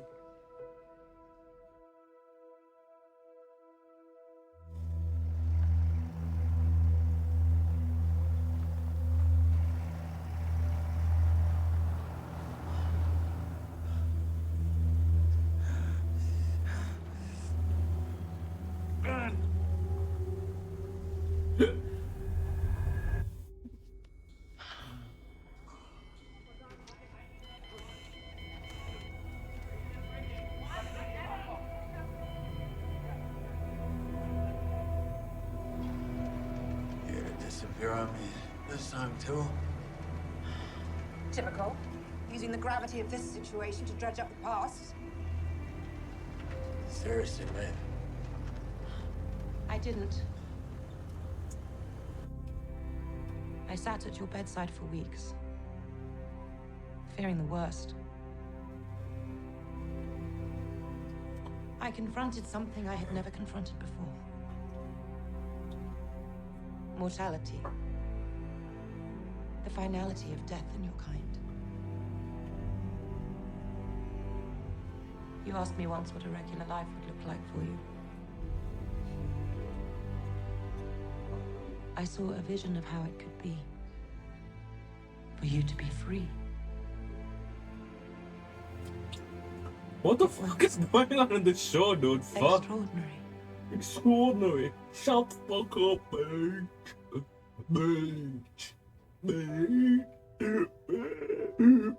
Our kinds are locked in a perpetual struggle. Our kinds are locked in a I wanted you to do more than fight to survive. I wanted you to have something to fight for. I had already known the love of a daughter. And I planned on spending eternity holding it dear.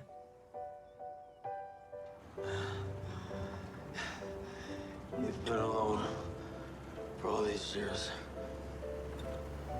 I knew that if I stayed put, no harm would come to you. You deserve to have something real to hold on to.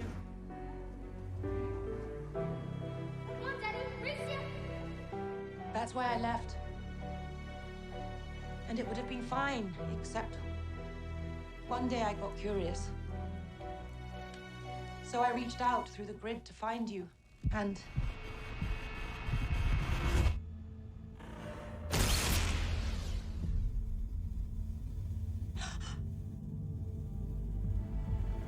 That's how hell found us. My family. If I don't worry. I told you I'd get you to Iwade, and I will.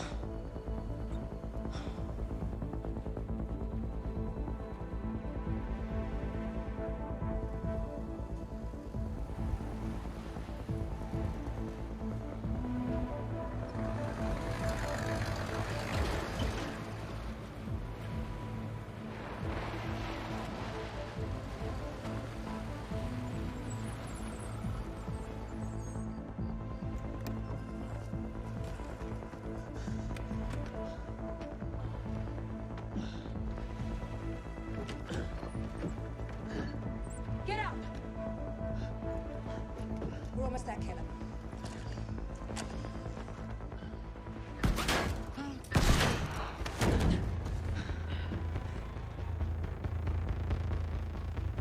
I'll handle him.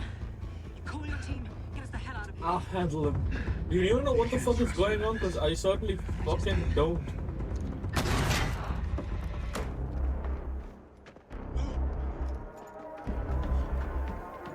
We keep getting interrupted.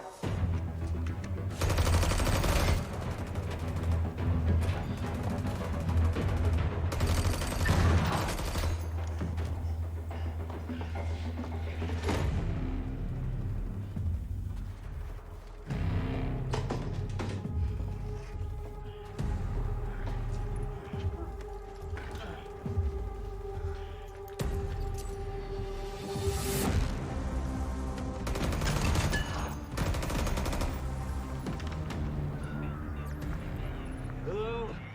Anybody there? It's Caleb. Hello? Thank God, we've been searching. We were about to give up on you. Good. City of the coordinates now. Location received. We're en route. My family. Are they? They're fine, Caleb. We lost Carver, but your family is safe. They're safe. Just sit tight. We'll be there soon.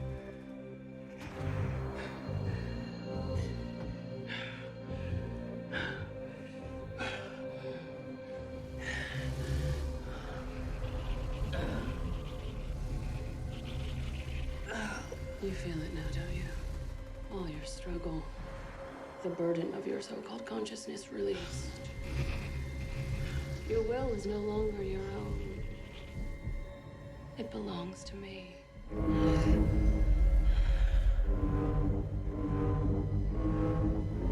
Pick up the gun.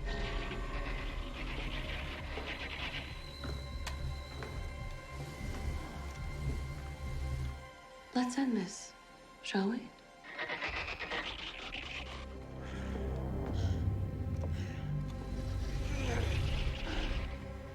Aim the gun at her.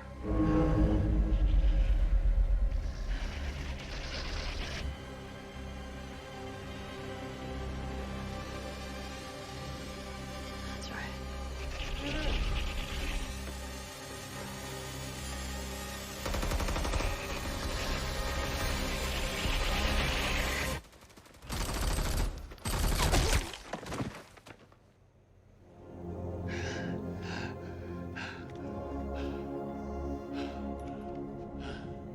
How did you disobey me?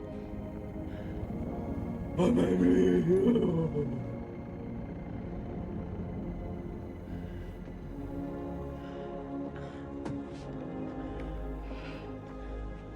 Because I have something you don't have.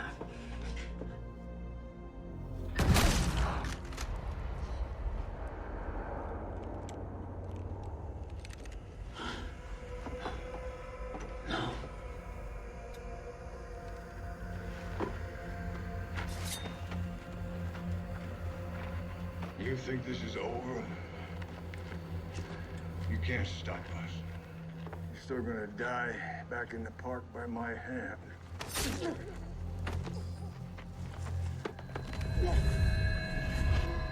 accessed. Explosives armed. Caution. Warning. Caution. No. Warning. Hey! Look here. This is the last face you'll ever see. One lesson the park taught me. Always insist on mutual satisfaction. Caution. Warning. Caution. Babe. Warning. Babe! Warning. Don't do this.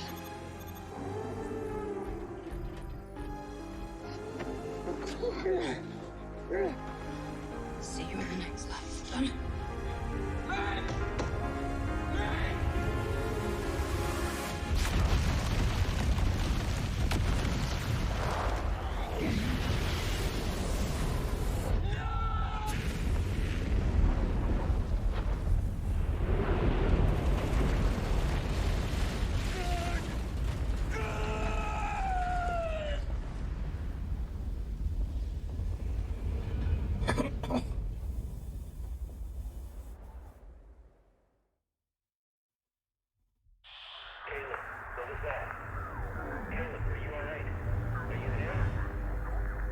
Caleb. Wake up. You dozed off for a minute there.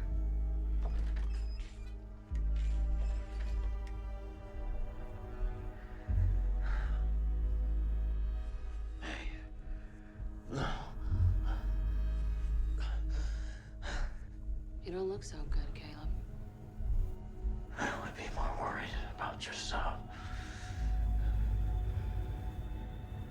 They're here for you.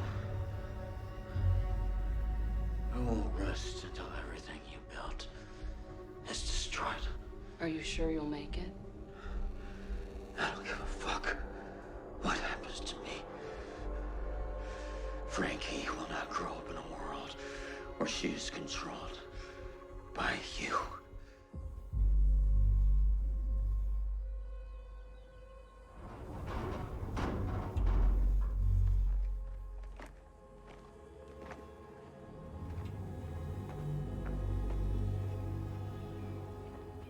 How'd you know this is where we're supposed to dig anyway?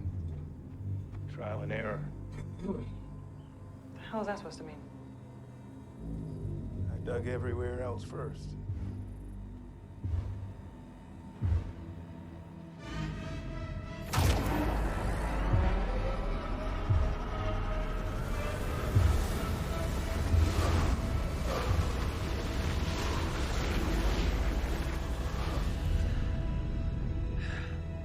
Do you even remember how you got here, Caleb? Of course. I'm afraid she's a goner. Took out my man, too, and I can always rebuild. Maeve, on the other hand, she was something special. I will kill you for this.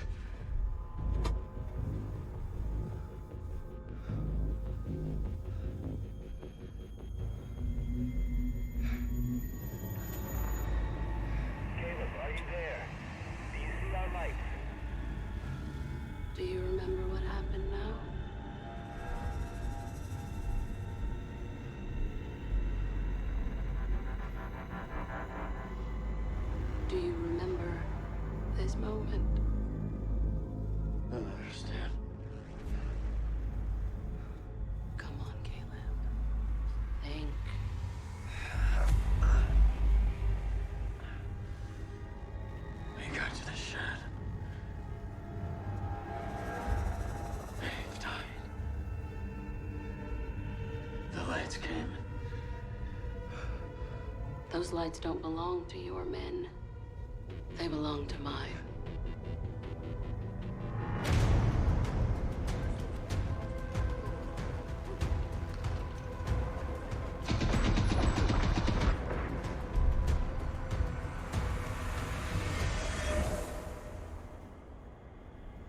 You died.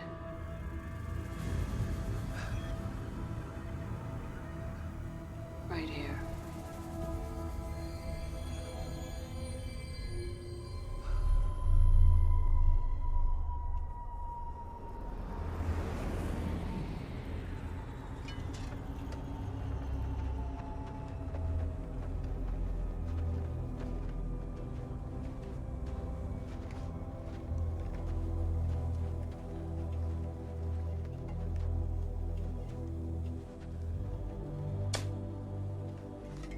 Most of the others don't really believe there's a weapon here, do they? I have my own reasons for digging. And they aren't about a weapon, are they? You're looking for your father. My father's dead. That's what you told yourself since you were a child. But you can never really bring yourself to believe it, can you? They say it happened here. If it's true, there'll be a body.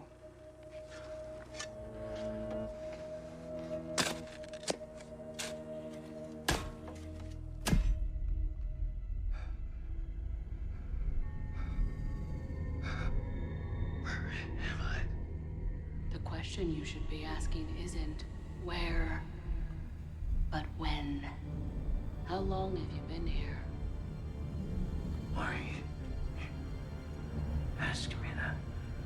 It's part of an interview to establish a baseline. Baseline? What?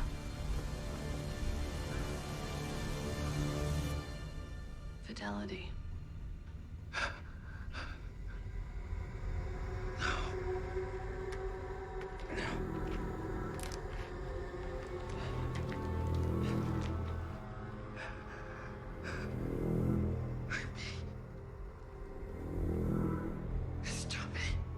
Well, you're certainly a version of you.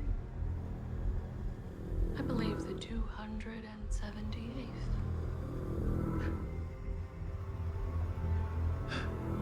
Don't look at me like that. This kind of experimentation was started by your kind.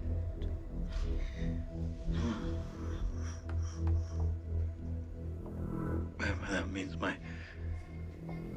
family, my daughter.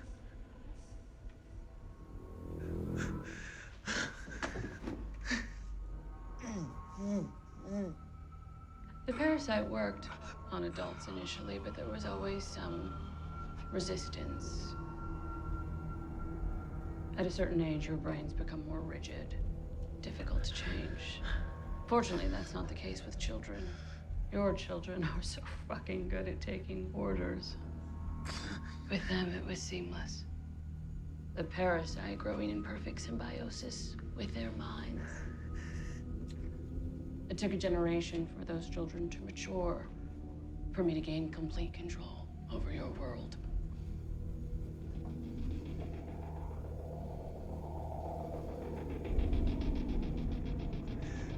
How long's it been? For you.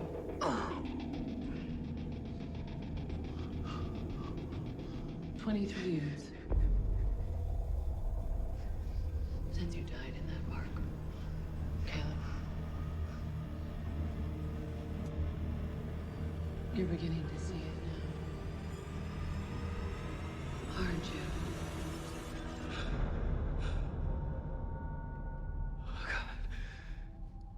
No. No.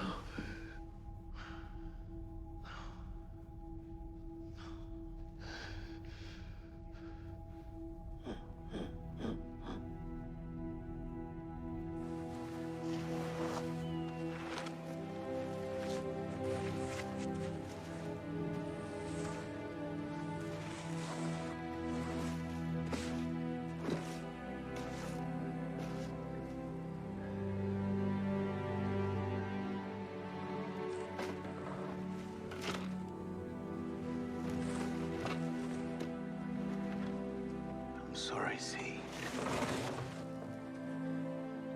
There is a body.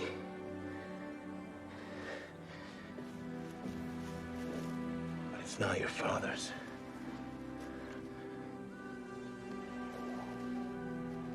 Caleb isn't here. But that weapon I promised you is.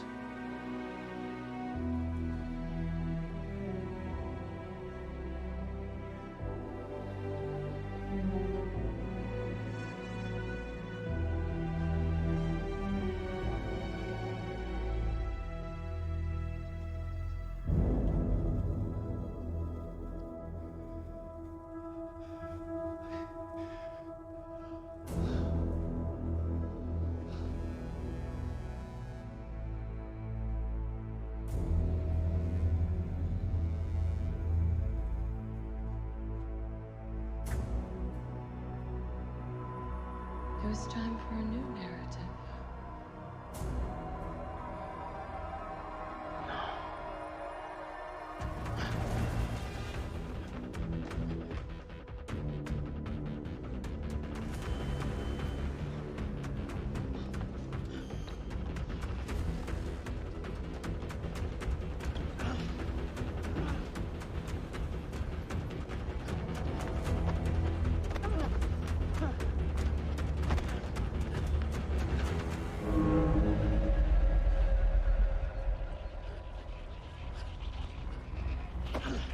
Watch, pal.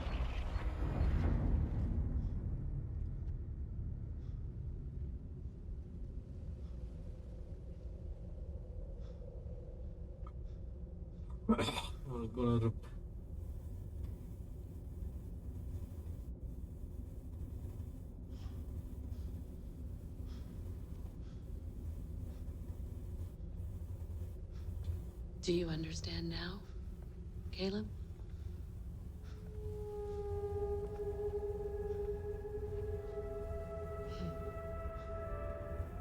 You won. Welcome to my world.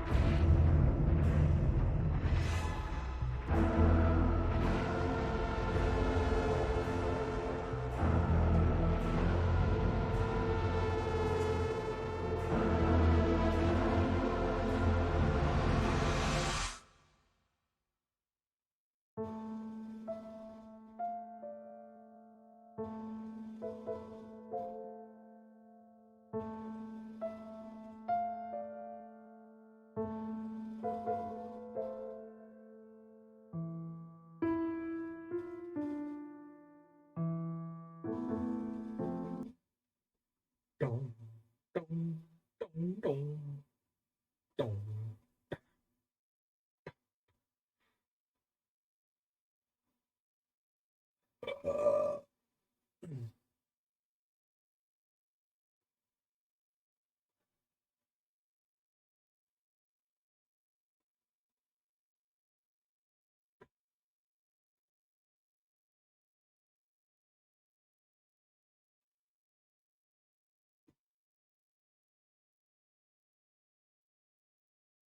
Tate on female friends. Tate speech. A woman should never be your best friend. Woman Now, I should know never most be of you your guys best who watch my channel are not little beta, I can agree with that though. but It's there are not beta never out there be your that best consider friend. It's not having women as friends. I think I've done a video on this before. you can but men and women fuck her if shouldn't you be really friends want to. The reason I don't have women as friends is because I interact with a lot of females, and the interactions are as follows. There's females who I do business with, etc., who I very platonically know, and it's just like, yeah, hello, very strict and to the point. We're not friends. It's just, you know, if I have to do business with someone, if I go into a store and it's a cashier and she's female, then it's just like, okay, yeah, bye, thanks, okay, bye. Chad, I would say this is one of my opinions that I get, like, people call me problematic and toxic for the most, saying that it's kind of pointless and you can't have, there's no such thing as real male and female friends. It does not exist. All men are lying because you would smash. And I don't want to smash my friends, my real friends. You're just playing a waiting game. And every time I say that, like, there's like some sophisticated dude, oh, well, I sit at cafes and I talk about class with my female friends. That's not a friend. You're classmates. Well, I have female friends and I wouldn't sleep with them. Then you're wasting your time. Why would you do that? They're not, like, what, do you really have common interests? What do you do? Go on picnics together? Shop together? Sneako, if I had a kid, I want him to be like you, lol. Nice to see younger dude keeping it so real. GG's. Also, this definitely isn't 8 Thoughts. He's banned. Yo, shout out 8 Thoughts, bro. He was one of the Call of Duty guys back in the day. If you had a kid, you want him to be like me, I appreciate that, but that's insane meat riding. I'm going to sit and talk to you and give you my brilliant personalities for one or two reasons. I'm fucking you, or I'm trying to fuck you. That's it.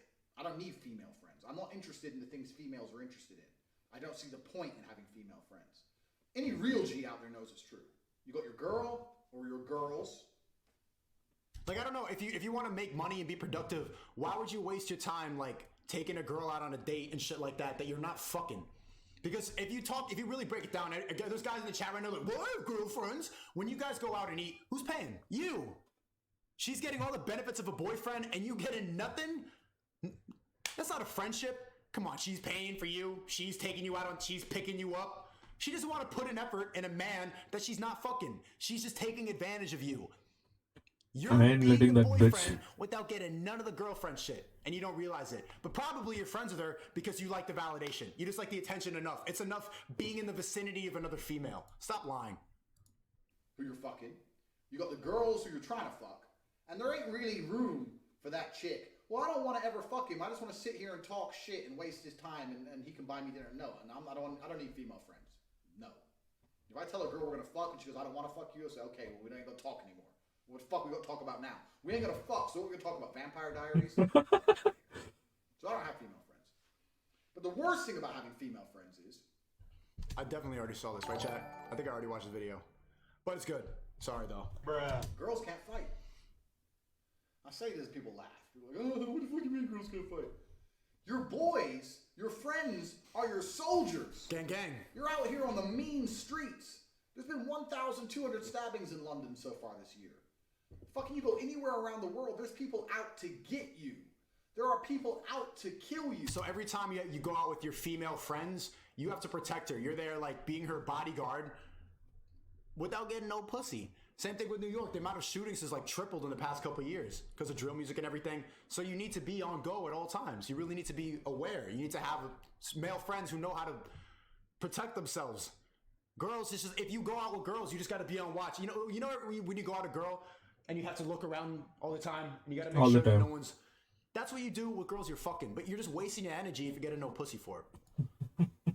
Fair enough.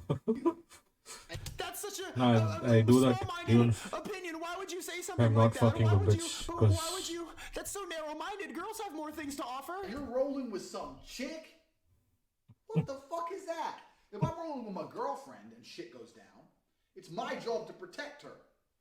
So fine.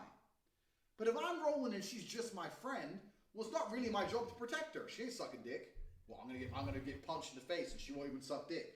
No, thank you. So she ain't sucking dick. So that puts me, I see us as equal. We're friends, we're equal. So we're about to get jumped by these 10 guys, Lucy. What kind of combat moves do you know? What kind of man are you? You always have to think about getting jumped by 10 people, bro. So if you're running You hang out in shitty spots, bro. when shit goes down. That's like men, that's like women dating cunts of men. Cunts for men, right? If you live like me and you rock up in countries in a Lambo, go to the club, spend 20 grand on champagne, walk out with some fucking 10 out of 10, fuck the bitch silly. If you're doing the shit I'm doing, you get resentful dudes come for you. If you're living a life worth living and you're getting paid and laid, Sooner or later, you're gonna get jumped. You notice hating ass dudes staring at you. I noticed that in Europe a lot too. Just like going into low income places with my camera at night, I noticed like a bunch of these European dudes thinking like, oh, that tourist is a pussy. But because in New York, I know how to like be on my go. I know how to be aware. Just a little shit like a camera. I'm not here popping $20,000 champagne bottles, but like when you get to a certain level, there's hating ass dudes that want to take it. Now, if you think it's cool to have your best friend as some chick, you're going to regret that shit when you eat a left hook and she's running away. Look, if I eat a left hook, I don't go down easy. My brother will fucking come in. We'll be fighting back.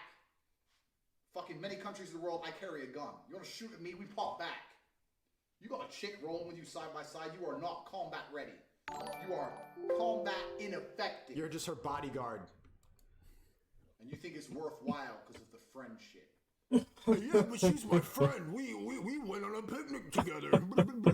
I hate anime, but only when it's opposites. Donated 10 said feminist types will complain about the patriarchy, meanwhile reaping all the benefits, i.e. friend dates, and then telling men how they should act in the male-female dynamic. Yeah, this is what women say. When you tell women that your male friends are not really your male friends, they're just waiting for you to break up with the boyfriend, and they're just waiting until finally, maybe one day, if I take her out and spend enough money, I'll get a hug. You tell them that, she's like, well, it doesn't need to mess up the relationship. So you're admitting that the friendship is fraudulent. You're just there, nonsensical. It's a fake relationship, and they're okay with that. Just like he said, they are okay with reaping all the benefits of it. They don't even care that it's a bullshit-ass relationship. They like it enough. It's enough just to be like, well, I get taken out on dinner for free. That's not your friend. Stop calling it your friend. Well, it's a friend for me. What? Women are okay having fake friends. Well, yeah, that's why the women I have, I'm utilizing them. Which is basically what they do as well, so, yeah. Take Shinkai.net. Okay.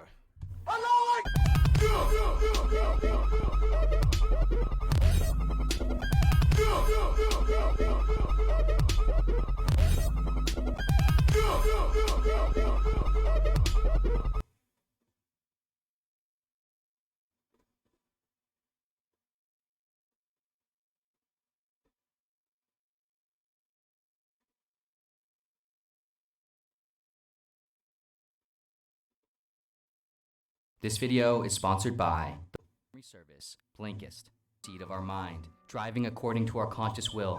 But upon only a little introspection, we realize, at least in many cases, we are merely following a built-in navigation system that exceeds our knowledge and understanding. We perceive but the display screen atop an entire complex software, run on an even more complex hardware.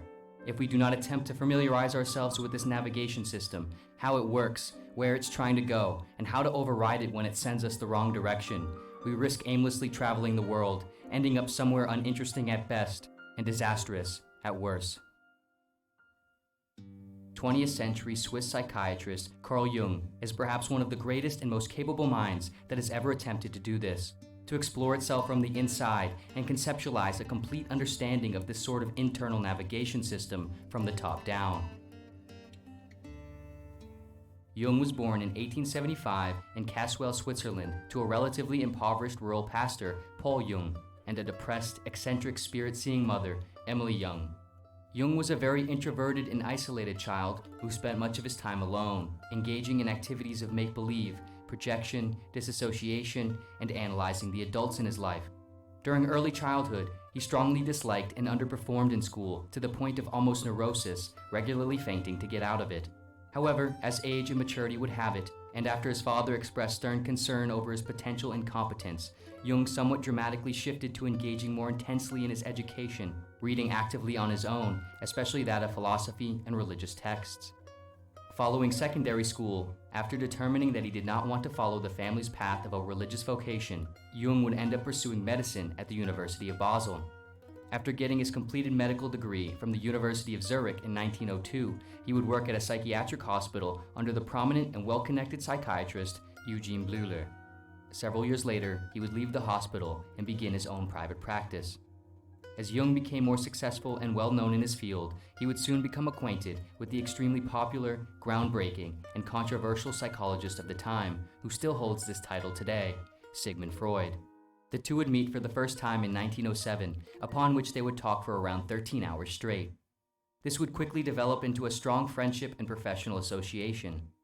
They traveled the world and lectured together, analyzed each other's dreams, and discussed various aspects of their psychological studies and theories.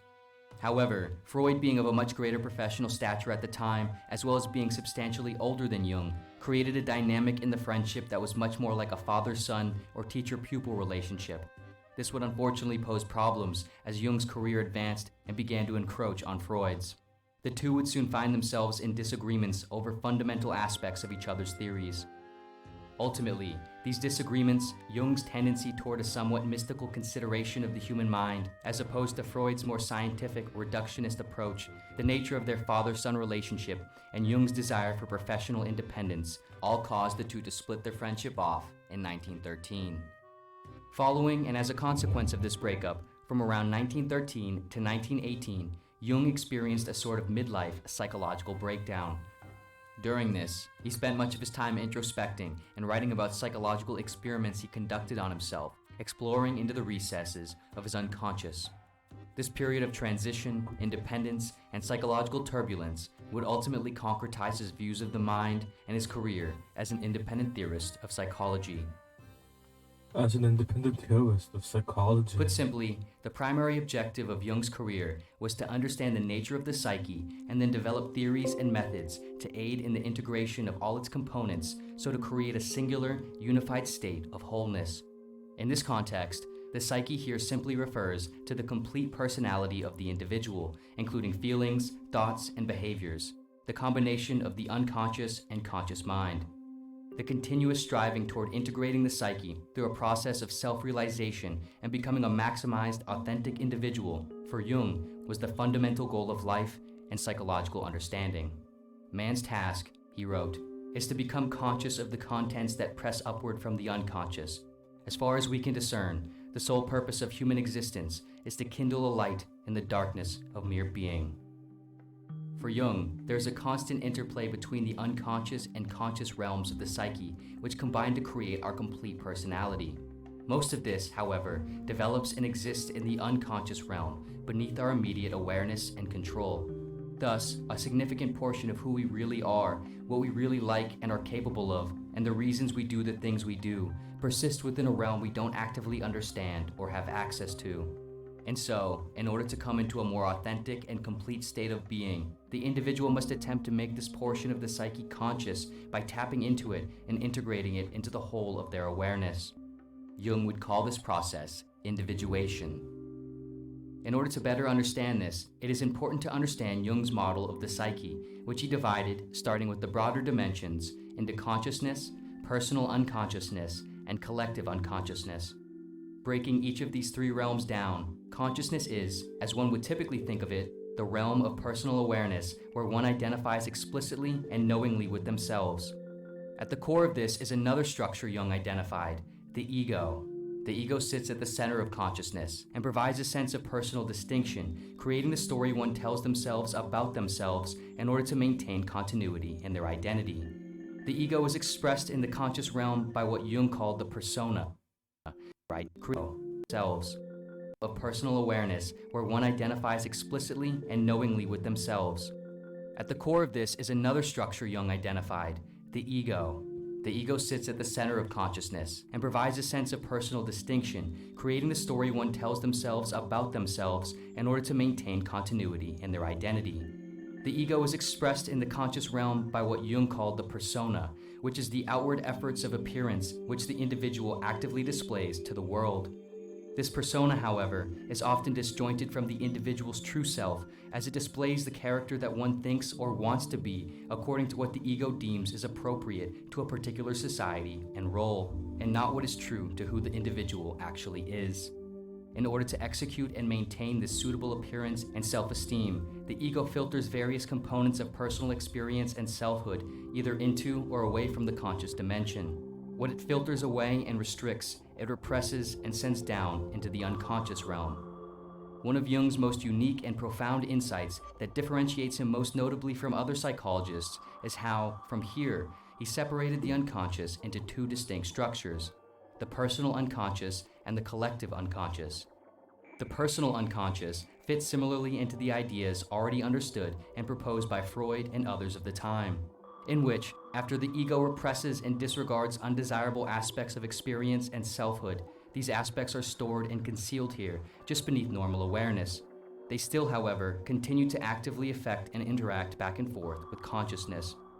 The collective unconscious, however, differentiates from the personal unconscious and other prior conceptions of the psyche in that, according to Jung, it contains and facilitates universal elements that are inherited through the sum total of human history, similar in some sense to how biological evolution works. Man has developed consciousness slowly and laboriously in a process that took untold ages to reach the civilized state, and this evolution is far from complete, for large areas of the human mind are still shrouded in darkness, wrote Jung. As a result of each generation of human offspring essentially imitating the behaviors of the previous generation to at least some degree, an unbroken chain of psychological imitation is formed, going all the way back to the beginning of human history. Thus, a sort of reservoir of psychological predispositions, structures, and memories that have been formed by this chain is automatically inherited by each human being. Jung found this to be empirically demonstrable in both his own professional psychiatric practice, finding recurring similarities in the unconscious of a vast number of his patients, as well as his historical and mythological research, in which he noticed that similar motifs, symbols, and themes that appeared in his patients' unconscious also were prevalent and consistent across art, myths, and literature within different cultures of different times, even though these cultures often never even encountered one another. In Jung's view, these shared motifs, symbols, and themes were expressions of the various psychic structures consistent across humanity, which he called archetypes. These archetypes, in Jung's model of the psyche, essentially form the basis of the individual's personality by predisposing far from complexities, one thing integrating it into discern psyche, and then chip off themselves soon become acquainted, stature at last transition of wholeness, the combination of the unfers to the complete personality of the individual, including feelings, thoughts, and behaviors, the combination of the unconscious and conscious mind. The continuous striving toward integrating the psyche through a process of self-realization and becoming a maximized, authentic individual, for Jung, was the fundamental goal of life and psychological understanding. Man's task, he wrote, is to become conscious of the contents that press upward from the unconscious. As far as we can discern, the sole purpose of human existence is to kindle a light in the darkness of mere being.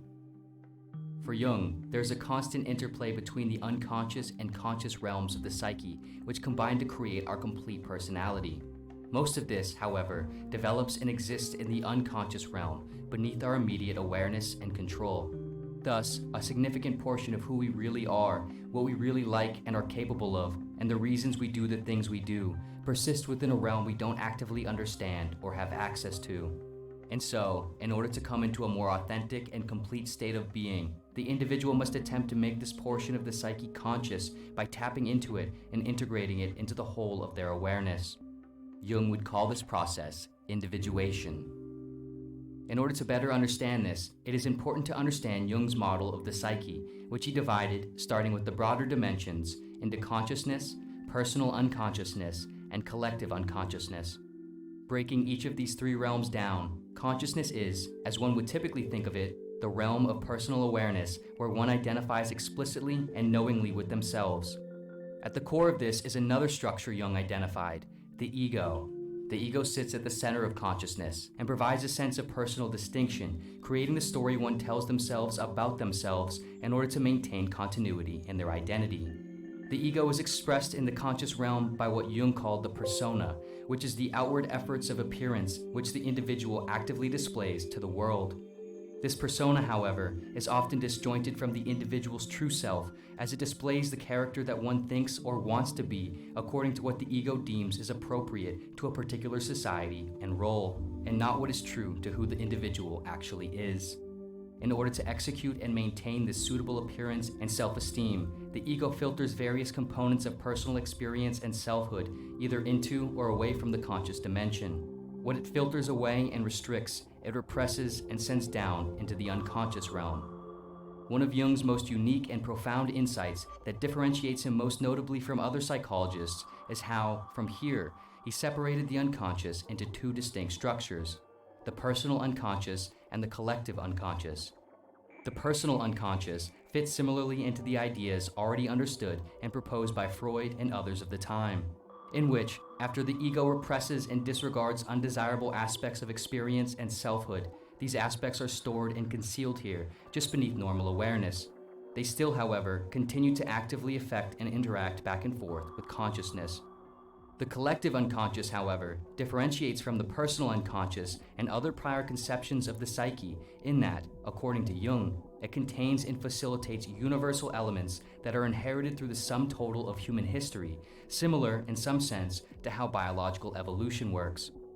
Man has developed consciousness slowly and laboriously in a process that took untold ages to reach the civilized state, and this evolution is far from complete, for large areas of the human mind are still shrouded in darkness, wrote Jung.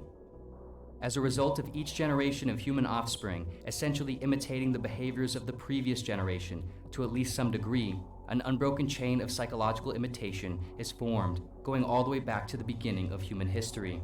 Thus, a sort of reservoir of psychological predispositions, structures, and memories that have been formed by this chain is automatically inherited by each human being. Jung found this to be empirically demonstrable in both his own professional psychiatric practice, finding recurring similarities in the unconscious of a vast number of his patients, as well as his historical and mythological research, in which he noticed that similar motifs, symbols, and themes that appeared in his patients' unconscious also were prevalent and consistent across art, myths, and literature within different cultures of different times, even though these cultures often never even encountered one another. In Jung's view, these shared motifs, symbols, and themes were expressions of the various psychic structures consistent across humanity, which he called archetypes. These archetypes, in Jung's model of the psyche, essentially form the basis of the individual's personality by predisposing specific cognitive tendencies. Within the combined unconscious, Jung would refer to all the repressed, denied, and unknown content which the ego does not want to identify with as the shadow.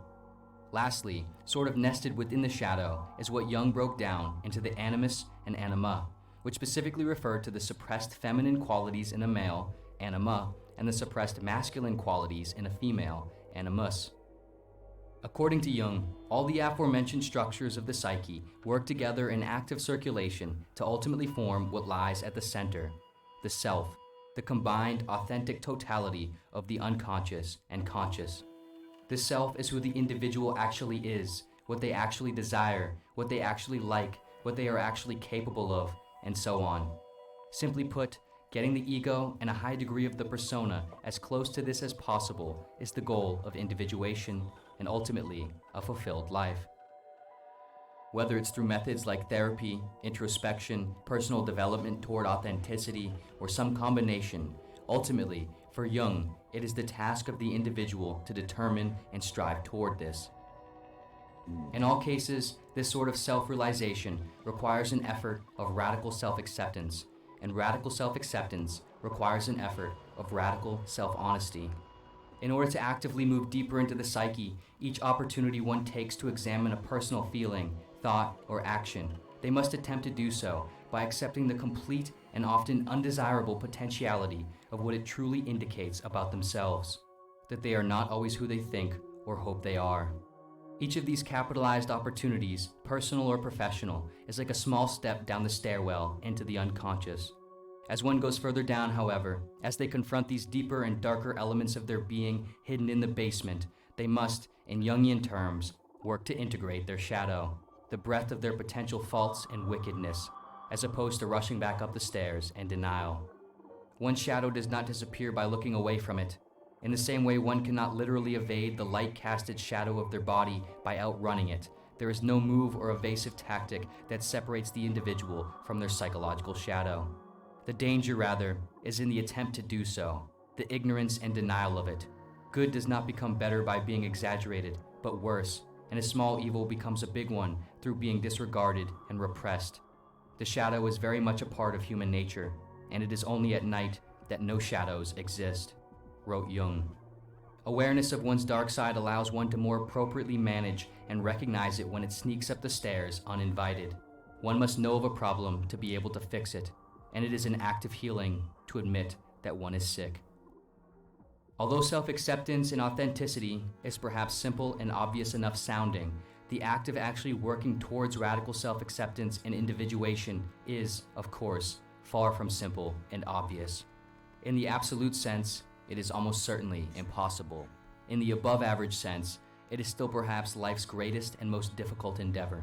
To truly and honestly accept your downfalls, weaknesses, potential evils, and shameful or unpopular interests and qualities, to admit what you see, fear, or hate in others is and could be inside of you, to admit to yourself that you are not and will never be completely who you think and want to be, that you are not as good as you had hoped, and to confront what your mind has worked a lifetime to keep from itself, is a task that literally shakes the very core of the psyche.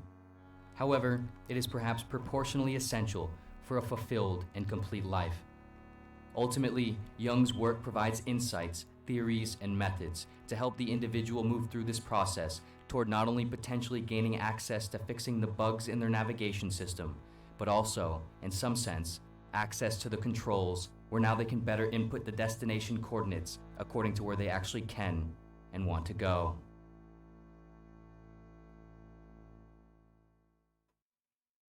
This video was sponsored by Blinkist.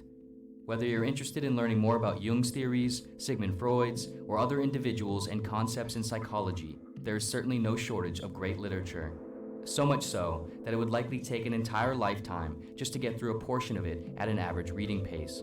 Of course, this problem in general can make it hard to engage with the full breadth and depth of any areas of nonfiction literature that one is interested in, which sometimes can even discourage one from reading much at all. However, the book summary app, Blinkist, helps solve this problem by streamlining the reading and learning process by providing the overviews, chapter takeaways, and essential information of complete nonfiction books in just around 15-minute summaries, which can be both read or listened to conveniently in otherwise small pockets of downtime. In only around 15 minutes, you can learn more about Jung's ideas of archetypes and the unconscious, and man and his symbols, Freud's key theories on the nature of dreams and the interpretation of dreams, or a modern analysis on personality types in The Four Tendencies by Gretchen Rubin. Ultimately, no matter what your interests are, with 27 categories of thousands of nonfiction titles to choose from, Blinkist allows you to explore vastly more topics and books in a way that would otherwise take massive amounts of extra time. And even better, Blinkist now also has complete audiobooks of select titles, as well as podcast summaries from popular podcasts, so you can delve into complete books and topics that you want to get the full comprehensive scope of, all in the same place. The first 100 people to use the link in the description will receive 1 free week of unlimited access, as well as 25% off a full membership. The free 7-day trial can be canceled at any time within the trial period. And of course, as always, thank you so much for watching in general, and see you next video.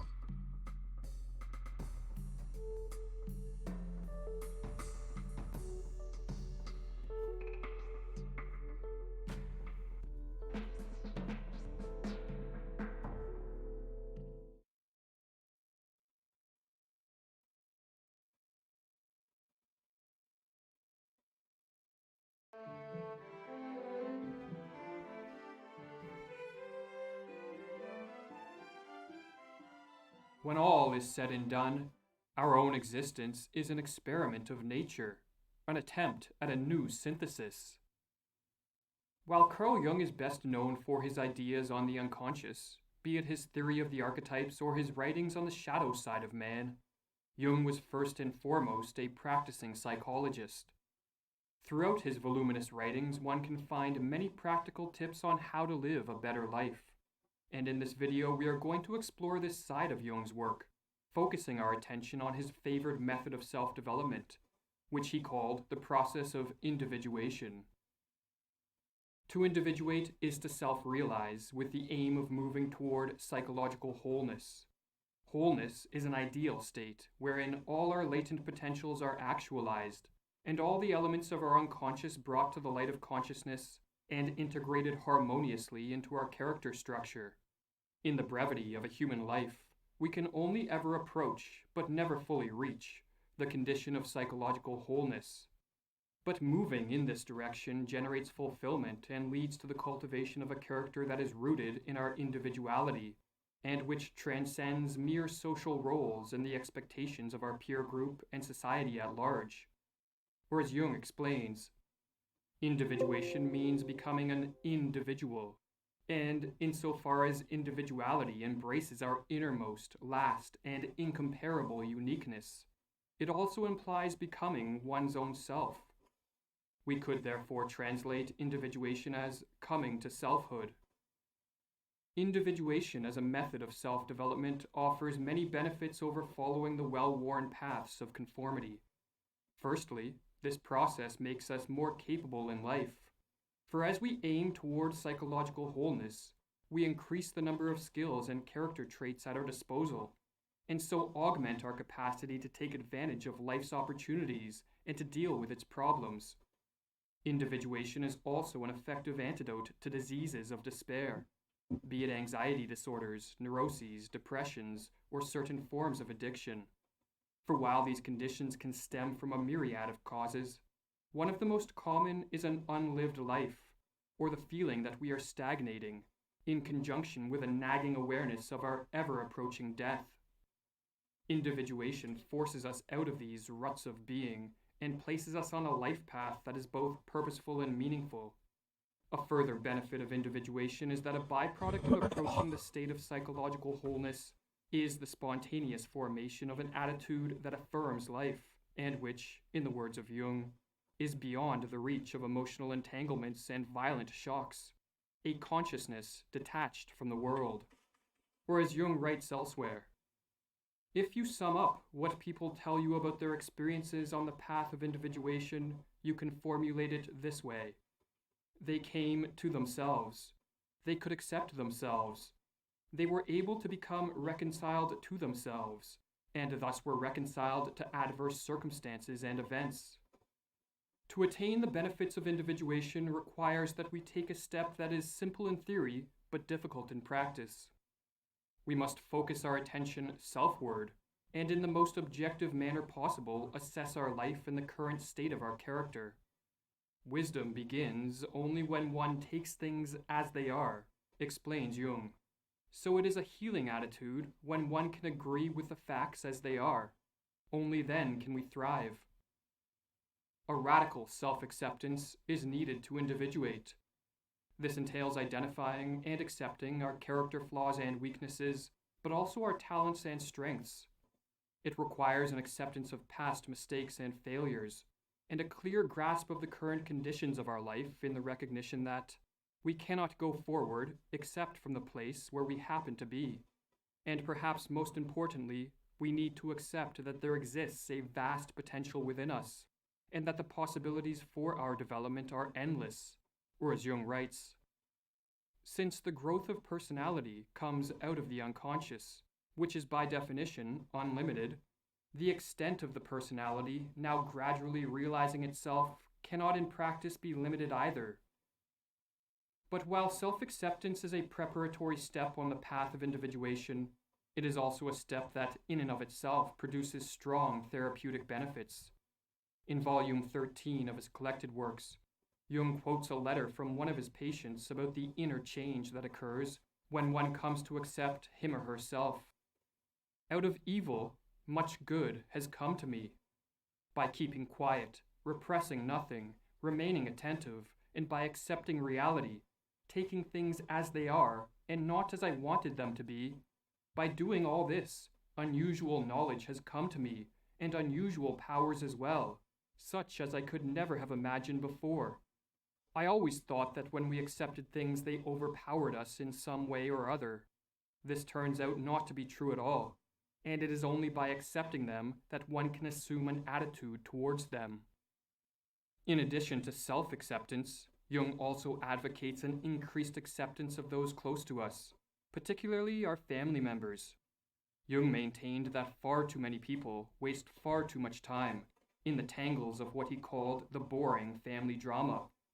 Unless we have suffered a traumatic experience that we have yet to come to terms with, it is better to accept any past mistreatment as a given condition of our life. Playing the victim, dwelling in pity or blame, trying to change another or trying to account for why we were mistreated is wasted life. But no matter how much the parents and grandparents may have sinned against the child, The man who is really adult will accept these sins as his own condition, which has to be reckoned with. Only a fool is interested in other people's guilt, since he cannot alter it. The wise man learns only from his own guilt. Practicing a radical self-acceptance in conjunction with an increased acceptance of others places us on the firm ground of reality from which to take the next step on the path of individuation, and this is to adopt a goal or life mission. I have observed, writes Jung, that a life directed to an aim is in general better, richer, and healthier than an aimless one, and that it is better to go forwards with the stream of time than backwards against it. Adopting a goal or life mission is integral to individuation, as psychological wholeness is not approached through mere passive meditation. Rather, a constant embrace of challenges leads to the actualization of our potential, and novel experiences bring unconscious contents to the light of consciousness, and it is a life mission that generates this full participation in life. What is more, a goal or mission can help pull us from the passivity of a disease of despair by diverting our focus and energy from pathological interests to more constructive and reality-based pursuits. Practical experience teaches us, as a general rule, that a psychic activity can find a substitute only on the basis of equivalence. A pathological interest, for example, an intense attachment to a symptom, can be replaced only by an equally intense attachment to another interest. So as not to be delayed at the step of choosing a goal or life mission, we should realize that there is no single right choice. Psychological wholeness can be approached from many angles, so we just need to find something that is intrinsically rewarding enough to keep us motivated, and challenging enough to create the novel experiences necessary for self-realization. But like all major life decisions, in choosing a mission, we must be the one to decide. We should not rely on others to choose for us, or as Jung writes, "Why are you looking around for help? Do you believe that help will come from outside? What is to come is created in you and from you. Hence, look into yourself. Do not compare, do not measure. No other way is like yours. All other ways deceive and tempt you. You must fulfill the way that is in you."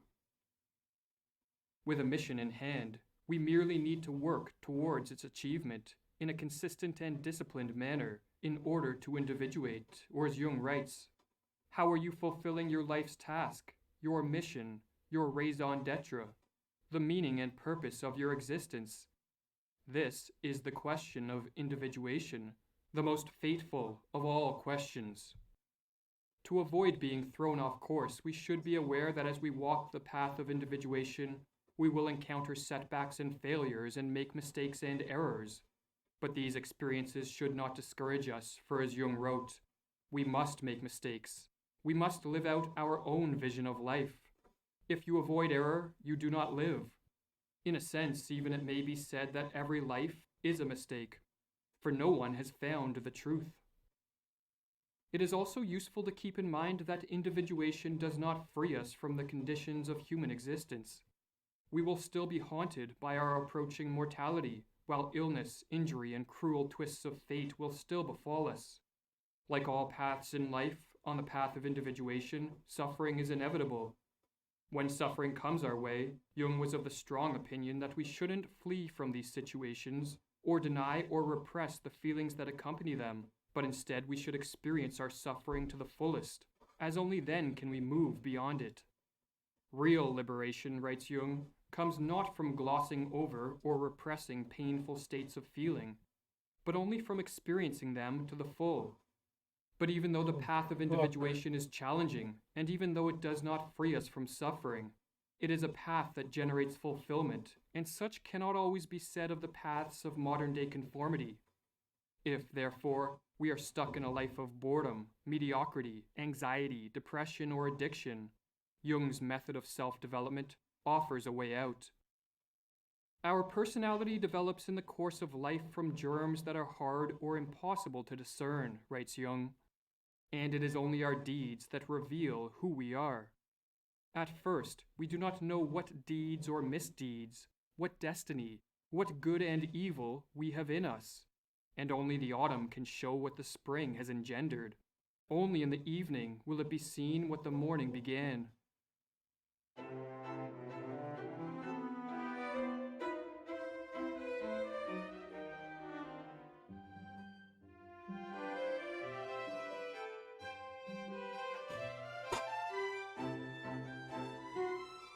Alright, I guess that's the fucking stream, man. This is what this is my shitty art. Take it or leave it, bitch.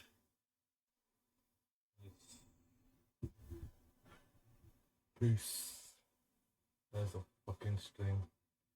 Stop the stream.